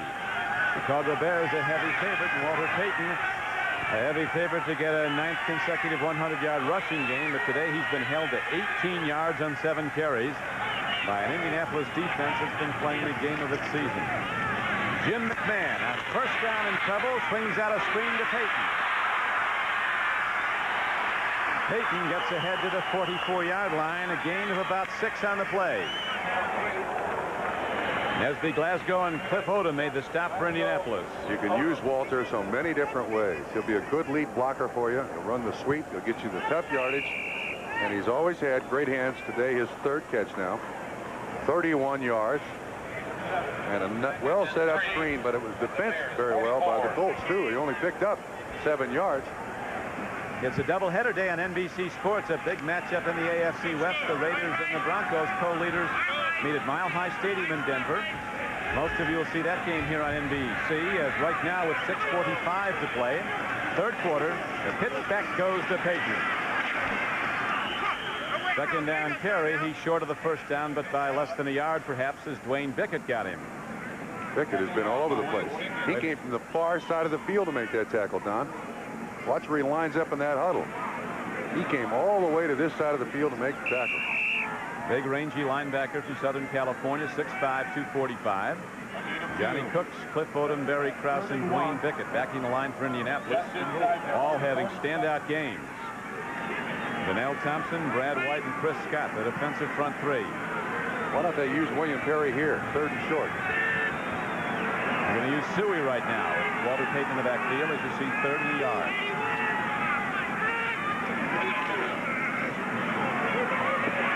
Nicely thrown ball by Jim McMahon to Ken Marjoram, and the Bears are across midfield with a 1st down. Nesby Glasgow underneath. Timing pass, very, very tough for any defense to stop. I repeat it. I don't think I've seen William Perry in any short yardage situations. He's just on the goal line. Generally, that offense is just about the same, goal line and short yardage. They save him for the scoring zone, huh? And in the end zone 3 times this year. The Bears haven't been in there yet today. The game is tied on a pair of field goals. It's 3-3.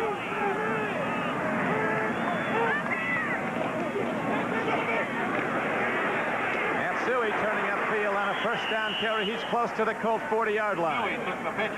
Gain of about 6 on the play. Donnell Thompson, 99, made the knockdown for Indianapolis.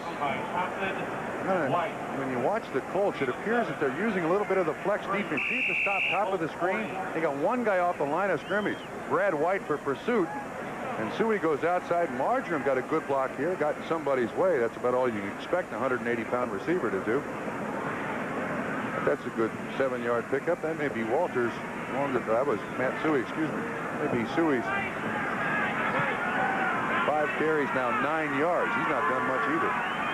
Colts have been shutting down the run. Let's see if McMahon puts it up now. No, he's going to put it back on the ground to Suey, and he's ahead for a 1st down for Chicago, as Matt Suey from Penn State takes it down to the 35-yard line.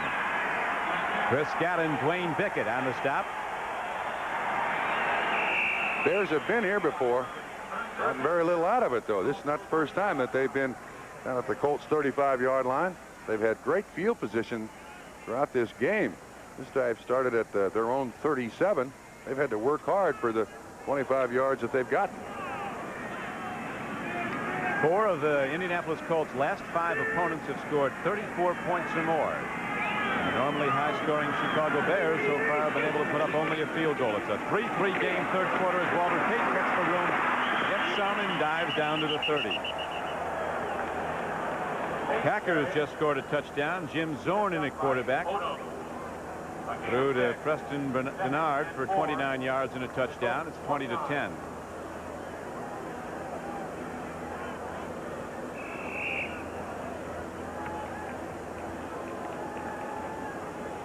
So the Bears now have the ball down inside the Indianapolis 30-yard line, down to the 29. Colts have covered well in the secondary. There hasn't been a whole lot open deep for Jim McMahon. Looking at outlet men a lot of the time. And of course, he's run the ball well when the coverage was good and there was nowhere to throw. He's the Bears' leading rusher today. Walter Payton is ahead to the 26-yard line. He'll be short of a 1st down, but not by much. It brings up another 3rd and short for Chicago. Chris Scott was on the stop, a 2nd-year player from Purdue. Payton out 10 carries, 29 yards. I think for his career, he's averaged better than 5 yards a rush. Today, 2.9. And he has 8 straight 100-yard rushing days. coming into today's game. Kansas City back on track today, leading Atlanta 31-10 in the third quarter. Todd Blackledge at quarterback for the Chiefs. Just threw for a touchdown. The Bears and the Colts tied 3-3. Third quarter clock down to 3:35 and running. Third down and barely a yard for Chicago. Walter Payton takes a hit for the first down for Chicago down to the 20. Prescott got him at downfield, and the Bears have 4 more downs as they drive on. Payton keeps getting up after every rush his entire career. One of the most durable running backs to have ever played the game. Cornerstone of the franchise. Never takes a playoff. He is playing impaired today, though, because he's had a tough bout with flu all week. Did a good job by the offensive line of the Chicago Bears, just consuming defensive linemen, not trying to move them, just take them where they'll go. And then Walter Payton, he's the guy who has to read which way to go.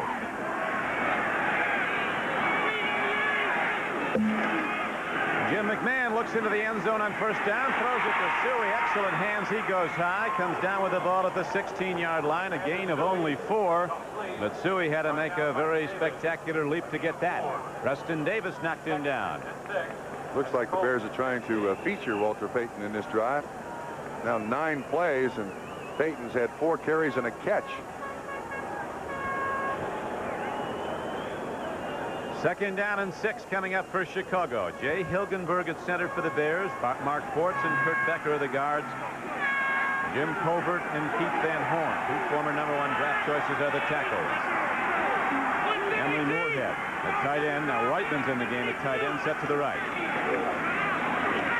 And throws a bump on the play, but no flag as Margarine was going for the ball inside the 5-yard line.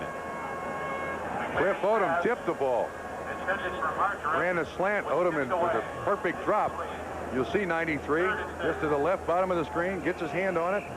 Knocks it away.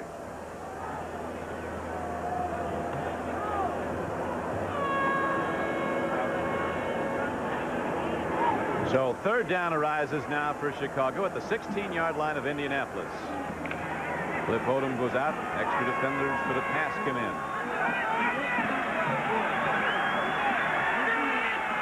Man has thrown the ball 20 times in the game. Has completed 9 for 123 yards for Chicago. Hand off to Payton. He might go in. Walter Payton is into the end zone. Touchdown, Chicago.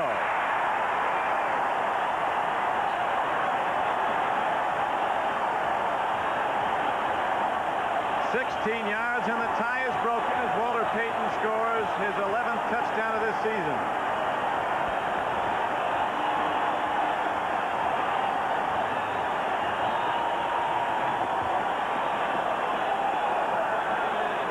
Well, you keep giving the ball to a great player like that. Eventually he's going to break one. Colts came in with their pass defense. He's now 12 carries, 51 yards in that touchdown. And when they come in with that spread defense, that's when the Bears like to give it to Payton. Good-looking play. Chicago's in the end zone for the first time in the game. Kevin Butler's point after is good, and with 1:53 to play in the third quarter, the Bears take a 10-3 lead. We'll be back to Soldier Field and the Bears kickoff right after this. The Chicago Bears just mixed the pass and the run. Walter Payton going in on the payoff end, a 16-yard run. And the Bears have their first touchdown of the day, and they lead now 10-3 over Indianapolis. Chicago ready to kick it off. Robbie Martin and Albert Bentley back deep for the Colts. Line drive kick. Martin picks it up. Takes out to the 24-yard line, and there the Colts go on offense, 1st and 10. Cliff Thrift was down to make the play. Once again, the draw trap. You'll see it from ground level, all the action that takes place. Walter Payton, his longest run of the day, 16 yards into the end zone. But watch the way this play develops. From behind the defense, watch number 94, Scott Burkus. Across the line of scrimmage, he's trapped. Van Horn gets the defensive back. Walter Payton, no one touches him till he's at the 2. Nice call. Well executed play. Now let's see if the Colts can take it down the field. They're trailing 10-3. Hager looks, fires. Booza can't hold the ball at the 35-yard line as people start up after the play. Chris Hinton and William Perry are swinging. Whoa. Stand back from that one. We pause briefly for station identification. This is the NBC Television Network. You're watching Channel 17, WTVO Rockford. Chris Hinton doesn't give away much size to William Perry. Hinton comes in at 295. As we're at Soldier Field in Chicago, a surprisingly mild December day. Chicago Bears trying to rebound from the disappointment at Miami last Monday night. Were tied by Indianapolis 3-3 at the half. Bears have just scored in a 16-yard run by Walter Payton. They now lead the game 10-3 in the third quarter. Don Quickie with Bob Trumpy at Soldier Field. Here's a throw and a strike. Pat Beach comes down with the ball close to a first down. They'll spot him ahead for a 9-yard gain. Scoreboard changing in Green Bay. Getting back into its game with Miami as Jim Zorn has just thrown for a second touchdown pass. This one a 56-yarder to James Lofton. Oh. Who was favored in that game? Oh, Dallas, yeah. Cincinnati. By a fortnight, Dallas. Really? Yeah. Cincinnati leading 29-3. Boomer Esiason just threw on to Steve Kreider. It's a doubleheader day on NBC Sports. The big second game, the Raiders and the Broncos at Mile High Stadium. Another big game at Seattle. The Browns, leaders in the AFC Central, go against the Seahawks. They're both fighting for playoff spots. End up to George Wansley on 3rd down and 1. He was knocked down for a loss as the very quick linebacker Ron Rivera from California shot the gap and got him. Also an assist to Wilbur Marshall. Rivera did a great job getting him on the ground, but watch Wilbur Marshall right there on the ground, just trips him up ever so little, moves him around, and then help comes Singletary and Rivera. Now the National Football League's all-time leading punter Ron Stark is out to hit the ball for the Colts. Standing back inside his 20. Fumble! He had a rush on there. He does get it away. They're setting up a return. Done is tough. Colts pick up the ball. That's He didn't touch Aaron's. it. He didn't touch it. He didn't touch it. That's Bears. Chicago ball, first and 10 at the 25-yard line. And Don, you hit it right on the head. That is a tough son. A 42-yard punt, almost a disaster. Stark didn't get it cleanly. The receiver did not touch the football. And there's going to be an illegal man downfield against the Colts because it took so long for Stark to punt it. That ball just bounced right out of his hands, didn't it? He shied away from it, really. And there's no reason for Stark not to catch that ball cleanly. But actually, the receiver of the Chicago Bears got very lucky. Keith Artigo lost it in the sun, and then the ball did not bounce to An it. eligible man downfield. 2 men on a kicking team. Decline a penalty. First down, Chicago. Watch again. When Artigo looks up for the ball, all of a sudden he loses it. The ball does not make contact with it. And therefore, it can't be picked up by the punting team. That is not a free kick. Now watch Stark.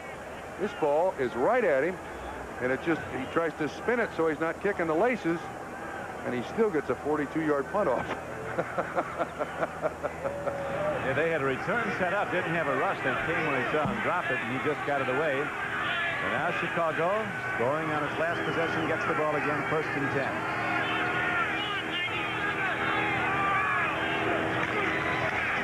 Man hands to Walter Payton in a good defensive play. Cliff Odom shot the gap, the big linebacker to make the knockdown, and that brings the third quarter to an end with the Bears in the lead 10-3. We'll be back after these messages from your local station. A deep, dark secret being told by William Perry. At least he's not leaning on Dan Hampton. That could be IR for Hampton.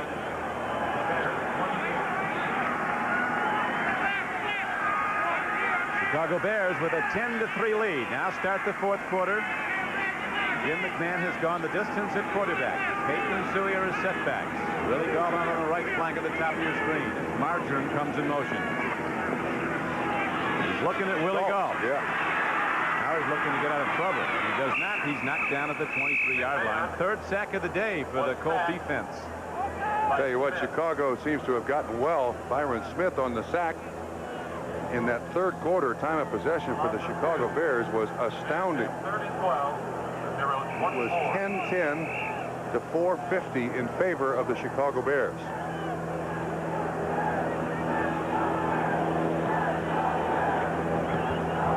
dominate for the most part in time of possession. Held that advantage in 36 of their last 37 games. Right now, they're going to put it up. 3rd down and 12 for Jim McMahon, although we saw on a similar play. Went to a pitch to Walter Payton. It was good for a touchdown. And McMahon on the sprint out, another pitch up the middle, and this time they go to Suey, and he's ahead. Not for a first down across the 30. He'll be a good 5 yards short. So Chicago has to punt the ball to the Colts. We have 14:10 to play in the game, and the clock's running. And Scott Burkus almost caught that ball. Once you run that shovel pass, you're pretty much committed to it. There are no outlet receivers on a shovel pass. Burkus was standing right there. Really lucky to catch it. The offense today has not been marvelous for the Chicago Bears.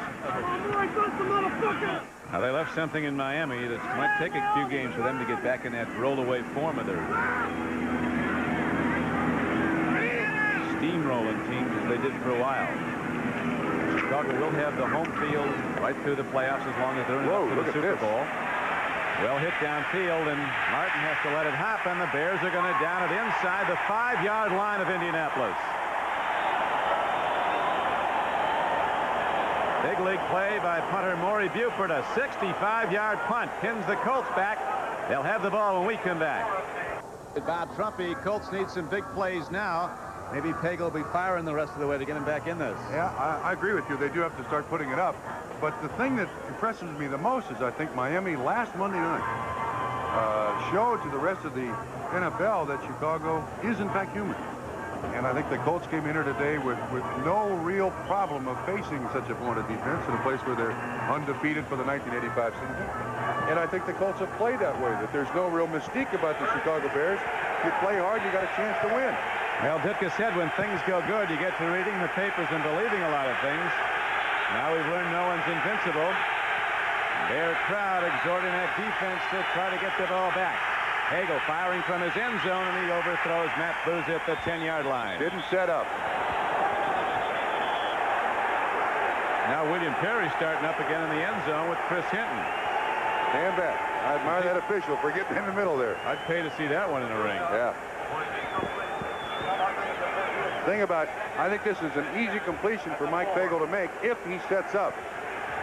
He just went back and kind of forgot the fundamentals that a quarterback needs to complete passes. And now see if we can see what happens once again. The quarterback has to set up to throw it. You see Otis Wilson trying to get the ball up there. Whoa, Pat Beach and Otis Wilson going at it. Takedown, 2 points, no reversal. They'll start from up. Colts are playing into a bright sunshine right now. They're not used to that in the Hoosier Dome. I think the Bear fans are trying to get back at the Miami fans at the Colts' expense here.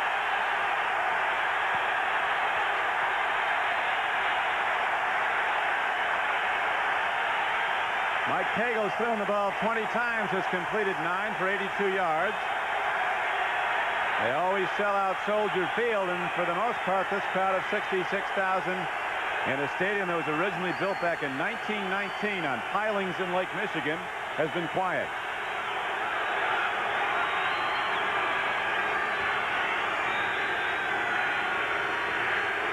Last time the Bears were undefeated and untied at home was in '56. The season did not have a happy ending for Chicago. They were laid to waste by the Giants in the NFL championship game. That season took place in Wrigley Field, a little different than Soldier Field. Here we go.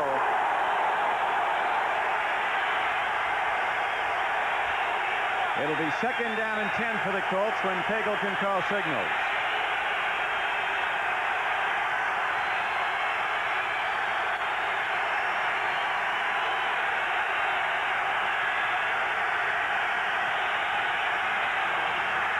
Pinned up to George Wansley, and the Bears are there to get him. Look at William Perry come smoking. McMichael was the first to get him. Then William Perry taking on blockers like a sumo wrestler, slapping him back. He doesn't slap you back either. He steamrolls you back. Now Perry comes out. An awful lot of comments. Watch once again. Left side of your screen. Little delay handoff to Wansley. McMichael makes the first contact. Wilbur Marshall and Fensick, good hit, and then Berry cleans up. I think William might have been hit, Hun. He's angry. 3rd down and 10. Colts with a problem. Shuffle pass. Bentley fumbles. No ball. Bentley got it. Incomplete pass. Yeah, they're going to rule that for a shuffle pass. But I think he might have taken a couple of strides with it when he dropped it. He did recover it. Wilbur Marshall versus Matt Booza. Flags thrown. That pass has to go as simply an incomplete pass. Scheduling the rest of the way is no day at the beach for the Chicago Bears. They've got to go to New Jersey to play the New York Jets next. Then they've got to go to Pontiac, Michigan to play the team that's unbeaten at home, the Lions. I didn't see Bentley catch that ball. Did you? I thought he took a couple of strides with it. It looked like a fumble after he had it. Yeah, I thought it bounced right off his leg. Ben Dwight will figure it out, though.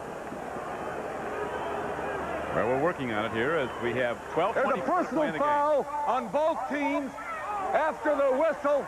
4th down.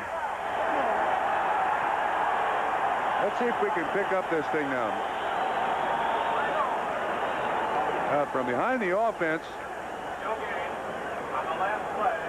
I still can't tell if he got the ball or not.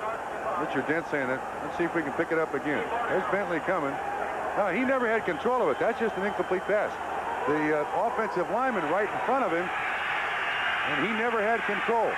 So it's 4th down.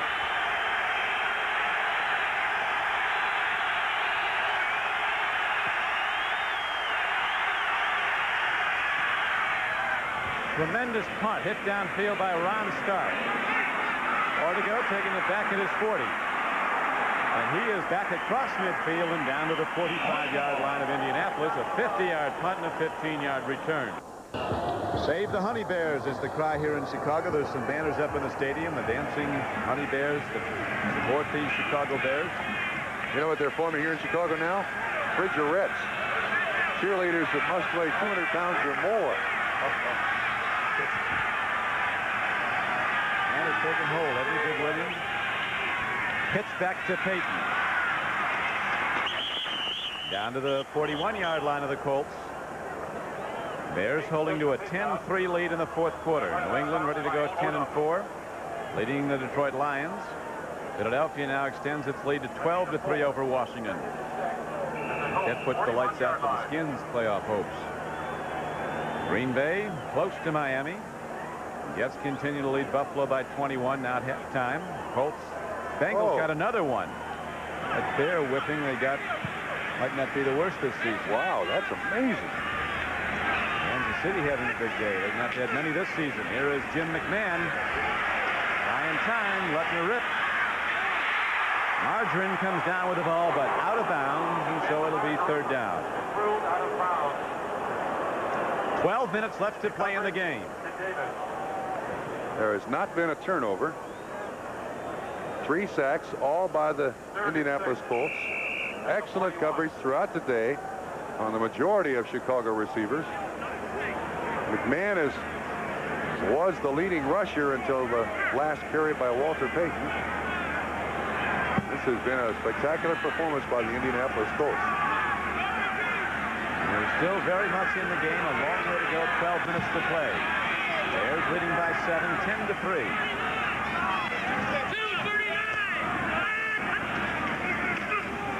Calvin Thomas, a big back from Illinois, hits down to the 35-yard line.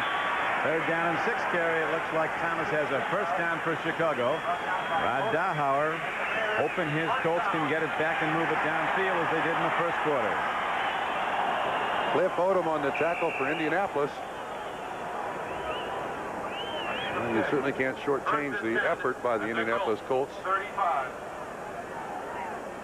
They've been working hard all day. Patriots getting a field goal as they go up now. Bringing up 20 points. Raiders and the Broncos. First place in the AFC West is on the line. The feature game on an NBC Sports doubleheader day. Now the big one, Cleveland at Seattle. Now the handoff goes, and running hard with the ball is Calvin Thomas, taking on people. He's down to the 28-yard line on 1st down. Got to head for 7. 235-pound back from Illinois. He's replaced Matsui. Thomas is a real armful. He gets that forward lean. Only 5'11", 235. Yeah, when healthy, he is a difficult man to bring down. 3 carries, 20 yards. Bears trying to run that clock. It's down to 10:45 and running. Fourth quarter. Chicago 10, the Colts 3. It was tied at halftime 3-3. The Bears looking to go to 13-1 on the season.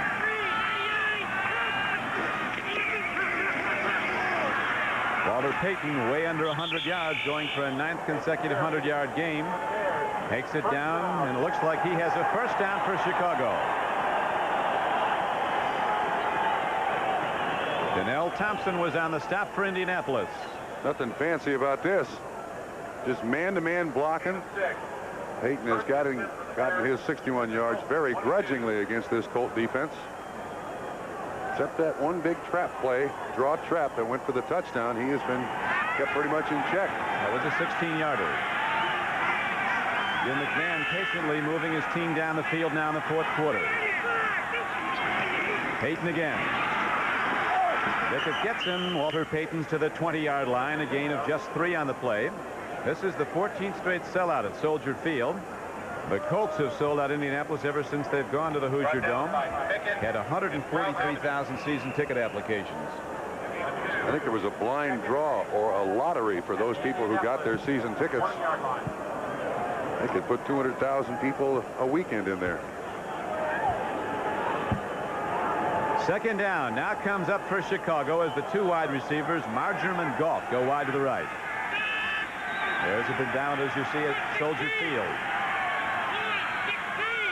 Bears have had only 3 winning seasons in their last 18. They're hungry in Chicago for a championship as Walter Payton is down inside to the 13-yard line. Cliff Odom again on the tackle. That guy just simply is not fooled. Gets up, pats Walter on the helmet. Job well done. Statue of Liberty, the modern-day Statue of Liberty run by the Chicago Bears. Odom right in the right place at the right time to make the tackle.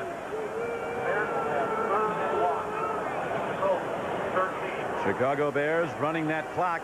A very controlled running offense now. A power game, huddling at their leisure. Game clock down to 8:30 to play in the game. The Bears in the lead 10-3. He gets his yards, doesn't he? Every single game he gets his yards.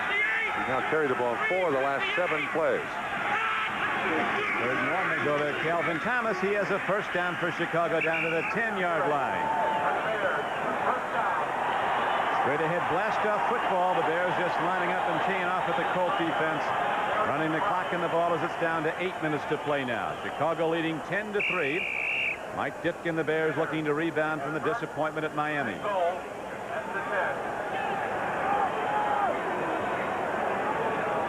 12-10 now.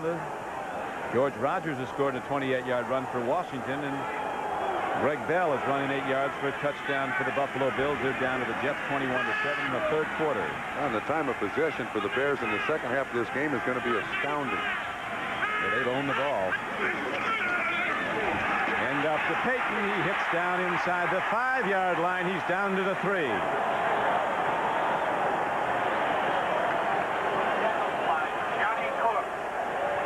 And he always gets up. Once again, the offensive line will take the defensive lineman where they want to go. Payton has to find his way through the hole. And the refrigerator comes in the backfield. The refrigerator, he opens his mouth and a light goes on. His younger brother Daryl, when somebody asked him what you eat, what they ate with William around, he said, whatever he decided to leave us. He took him back out. What were you saying about him, Trump? He was born with a fork in his hand and a smile on his face. William Perry of the Chicago Bears. 6:52 to go. Bears lead 10-3, and we'll be back right after this. It tells a big story about this big man. A 22-inch neck and a 52-inch waist. We saw him last beginning of this year in Honolulu. He weighed 360. Yeah. Still could put a pineapple on the crossbar of a goalpost. 10 feet up. He can go to 360 in a hurry, too.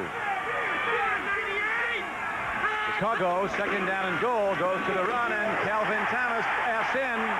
His 4th touchdown of the year, and the Chicago Bears, with 6:49 to play in the game, open up a 16-3 lead.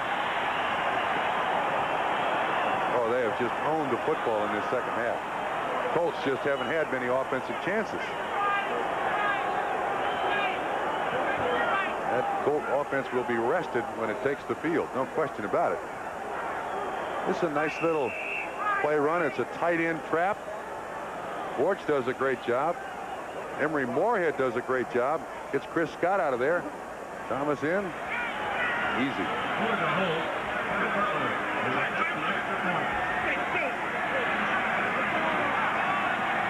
Now the point after try by Kevin Butler.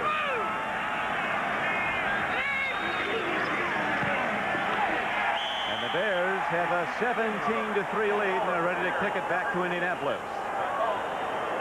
So Chicago got started slowly, but now they open up in the second half and have a 14-point lead. Chicago, Illinois. The Bears looking to go 13-1 on the season and are a commanding position now, leading the Colts 17-3 with 6:49 to play after the touchdown by Big Calvin Thomas. The Bears ready to kick it off. Everybody at NBC wants to extend their very best to Ken Harvey, one of our technicians hospitalized here in Chicago, and wish Ken a very speedy recovery. As the Bears finally got going after being tied 3-3 at the half. Here's Kevin Butler into the ball. Albert Bentley over the shoulder. Bentley breaks it. Phillips finally gets him, but all the way out to the 49-yard line. So the Colts in good field position. They need some big plays in a hurry with 6:38 to play in the game. They're down 17-3. That last drive by the Chicago Bears, impressive. 10 plays, 45 yards, 5 minutes and 23 seconds. That's William Perry, 72. He ends up down here in a spot where he can cut off the tackler. He's not the safety man. Phillips does an excellent job. Williams not going to get down there first, but then he's not going to be last either because Butler doesn't run. Come on, Williams. First down, Pagel putting it up. Loser can't hold it at the 40-yard line. Good coverage on the play by Mike Richardson, the left side corner. Third-year player from Arizona State. You could hear that ball bounce off the shoulder pads, the chest plate of Boozer. Look at that time of possession. Colts in the first half kept it even. In the second half, the Bears have absolutely dominated. Bears are the leaders, 17-3. Colts have won the last 7 games against the Chicago Bears. The last meeting was in September of '83. Otis Wilson. He's down. No fumble. Mike Pagel, the Indianapolis quarterback, hit from the blind side. Buddy Ryan, defensive coordinator for Chicago, talks about the blitz being a loaded gun. They all know it's coming, but they don't know from where. First sack of the day for the Chicago Bears. And Wilson, a young man with great speed. It'll come from the left-hand side of your picture. See the game up front between Hartenstein and McMichael?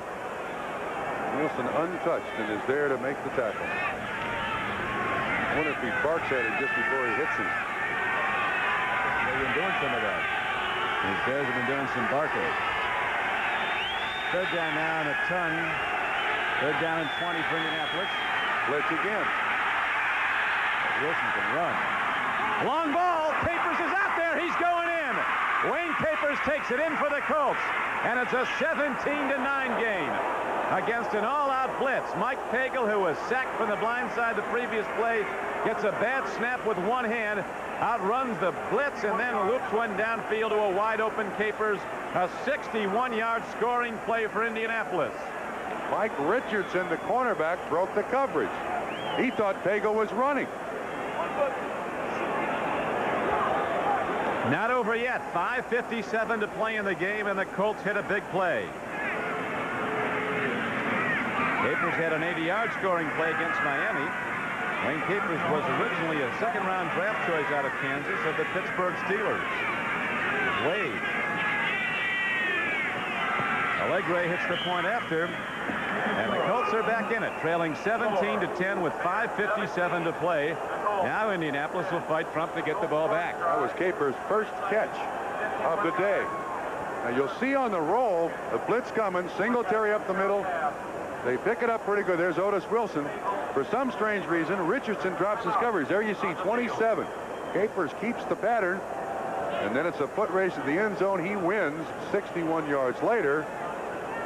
And watch once again. We'll see when the coverage is dropped. Richardson's the man. Hagel's rolling. Richardson bites. And he takes a mouthful. It goes the distance. 61 yards.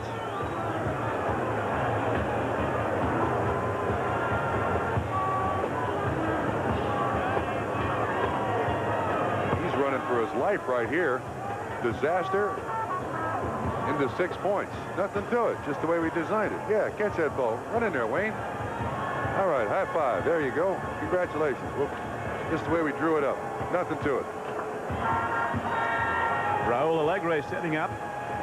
He is an expert onside kicker. Whether or not they've called for that, the Bears think so. They have a hands team in, all skilled people. He loops the ball downfield this time. That's a called kick. Bears field it, though. Dennis Gentry takes it, and he'll be knocked down to the 30. Colts were hoping to run people under it. So Chicago gets the ball with 5:49 to play, and the heavily favored Bears are holding now to a 7-point lead, 17-10. Remember the last time Chicago had the ball, they ran the clock, powering the football straight ahead, Peyton alternating with big fullback Calvin Thomas, who ultimately went in for the touchdown, and then the game seemed put away. It was 17-3. The Colts come back. Pagel having a good day from 11 of 23, 143 yards in that touchdown. McMahon 10 of 22, 131 yards. No touchdowns. Bears get set. Let's see if they come out running again on this series. Pitch back is to Peyton. Suey blocks, but Waller goes down at the 30, gained no yard, lost a half yard. Peyton still under 100. Our NBC statistician Ross Schneiderman totaling the Peyton yards as he moves on, hoping for a 9th consecutive 100-yard game. He'd break his own record. He's up to 76 now. 19 carries. He scored 1 touchdown. And you can see on the field there the little shadows that appeared about the numbers on either side. This field, as most AstroTurf fields where they just play football, is crowned. And Peyton slipped right at 50-10. Grumpy, you played for the Bengals. They have hit the half-century mark. They didn't play like that when I played with the Bengals. Over Dallas. Oh. Anyway, the field is slick. That's one of the things. McMahon eludes the rush. Brings it out. Matt Suey takes it ahead. He has a first down for Chicago out to the 43-yard line. Brad White and Preston Davis ran him down, and the clock continues to tick. 13-yard gain. Good outlet job by Matt Suey and Jim McMahon. McMahon has looked downfield an awful lot when he's not been able to signal in the sideline. I want this play. Give me that play. When he's not been able to find the outlet receiver, he's run very well. This has not been a great game for Jim McMahon, but if they win, he'll take the score. And he'll be 25-4 as the starting quarterback. Yeah, not bad. The Bears are a bonanza at the box office, though. The biggest marquee attraction in the National Football League this year. Their television ratings are through the roof every time they play as Walter Payton runs the ball. Gets across to the 47-yard line. Chicago is always, of the major markets, the best market for sports from a television rating standpoint. They love these. When the Bears don't do well, they bust it loose in Chicago. Nice. Everybody watching. Now at 80 yards rushing, and I'll tell you one thing, when you're getting $15.5 million a team in television revenue, those ratings mean a lot. Chicago's overall revenue impact on the NFL is enormous. Is it They really? affect the whole National Football League ratings. They're so high here in the third market in the country.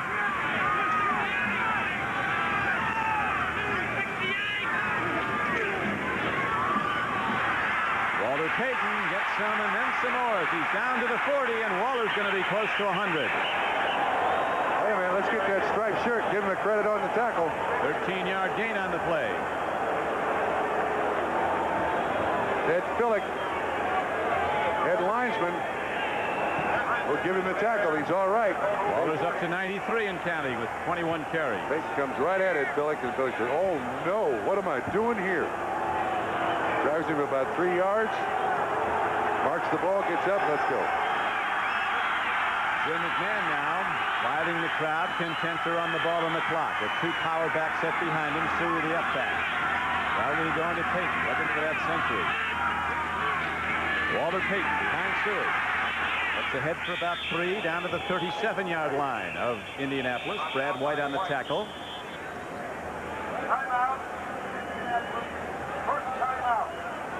In speaking with members of the Chicago Bears PR staff, last time Walter Payton was ill was the week that he rushed for 275 yards against the Detroit Lions on Thanksgiving Day. It makes no difference what he feels like. What kind of a disease was that? I don't know. But whenever he puts that uniform on, he can play. Watch the official once again, right at the right of your screen. Oh, no, what am I doing here? Mama said there'd be days like this, but we'll give him an assist on the tackle, put him on the defensive chart. He'll be a hero in his hometown. He's fine. He's fine. Tough guy. Umpire's a tough job. He's the guy that stands in there with the linebackers looking at the quarterback from the other side. Ed Fiffick is the umpire. He's a gamer. Up and ready to go again. Those guys are in pretty good shape. Now, some of those guys are not the youngest people you'll find in the NFL, but these officials are in pretty good shape. Official rushing numbers for Walter Payton here, Trump, are 22 carries for 94 yards. That puts him at 1,400 yards for the season. And he's not looked good getting it today, right? They just keep hammering it at you. He's carried it 4 out of the last 5 plays in this drive. Bowl day is going to be a big day on NBC Sports. The Citrus Bowl will lead it off, and then come the New Year's Day Bowl games, the Fiesta Bowl at Tempe, Arizona, Michigan and Nebraska, the Rose Bowl, UCLA hooking up with Iowa, then the Orange Bowl, and all probability for the national championship, top-ranked Penn State against Oklahoma, being the close its regular season with a very impressive show against SMU yesterday as Walter Payton goes ahead on 2nd down and 7. He's down to the 33-yard line of Indianapolis. Rip Odom again on the tackle. Are they going to mark it 3 there? They'll mark it 4 yards, so he's at 100 yards rushing again today. Green Bay now ahead of Miami, 24-20. Jets holding to a 14-point lead over the Bills at Buffalo. Miami'd be a game back of New England and the Jets at day's end if the Dolphins lose and the Jets and the Patriots win. Walter Payton down to the 29-yard line. He's got a 1st down for Chicago. 9 straight 100-yard days.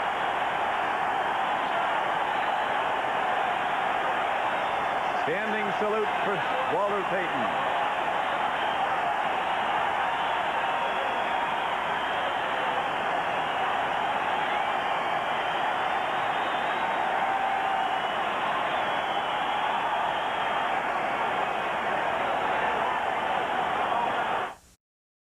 The Packers at last count were up 24-20.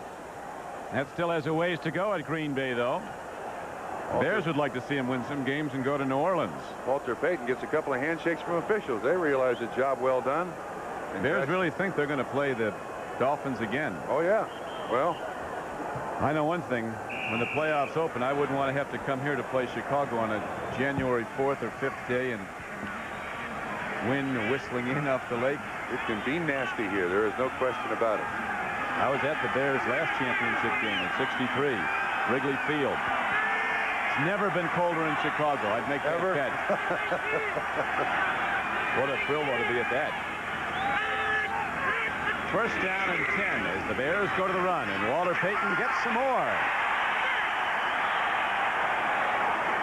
The more he gets it, the more he likes it, and Walter Payton over 100 yards is down to the 20 with a 9-yard gain. He's now rushed 7 of the last 8 plays for the Chicago Bears. Nothing seems to wear this guy out. There's nothing he seems to enjoy more than carrying the ball 20 or 25 times in a football game against anybody. Colts still fighting, though. They use a timeout to stop the clock, and we'll be back. Now for the power computer. Back at Soldier Field in Chicago, the Bears holding to a 17-10 lead over a young Colt team that came in as a 3-touchdown underdog, has fought from the beginning. Now the Bears are running the ball on the clock as again they go to the run, and it appears to have enough for a first down, certainly close to it on a 2nd down and 2 run. John, you mentioned you wouldn't want to come in here in the middle of January and play a football game against the Bears. The temperature in Chicago averages on January 5th anywhere from a +30 to a -15. Those are the records on those days in given years. And for the NFC Championship game, which would be a week later, I think on the 12th, it's 29 degrees as a high and -13 degrees as a low. But the thing is, you're talking temperatures. We are not talking chill factor. Oh, I know. We are talking wind here at Soldier Field. We are talking about the Hawk. The Hawk. Yeah. Lou Rawls sings about the almighty Hawk that hits Chicago. Matter of fact, when they play the playoff games here, maybe Lou Rawls ought to sing the national anthem. He made the Hawk famous, didn't he? I know you don't want to play a trumpet on those days. No. You don't want to be dancing around out there in leotards either.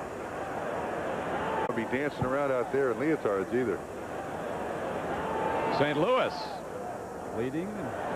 Now Kansas City has opened up a 38-10 lead over Atlanta. We'll see Kansas City next Saturday on NBC Sports going against the Broncos at Denver.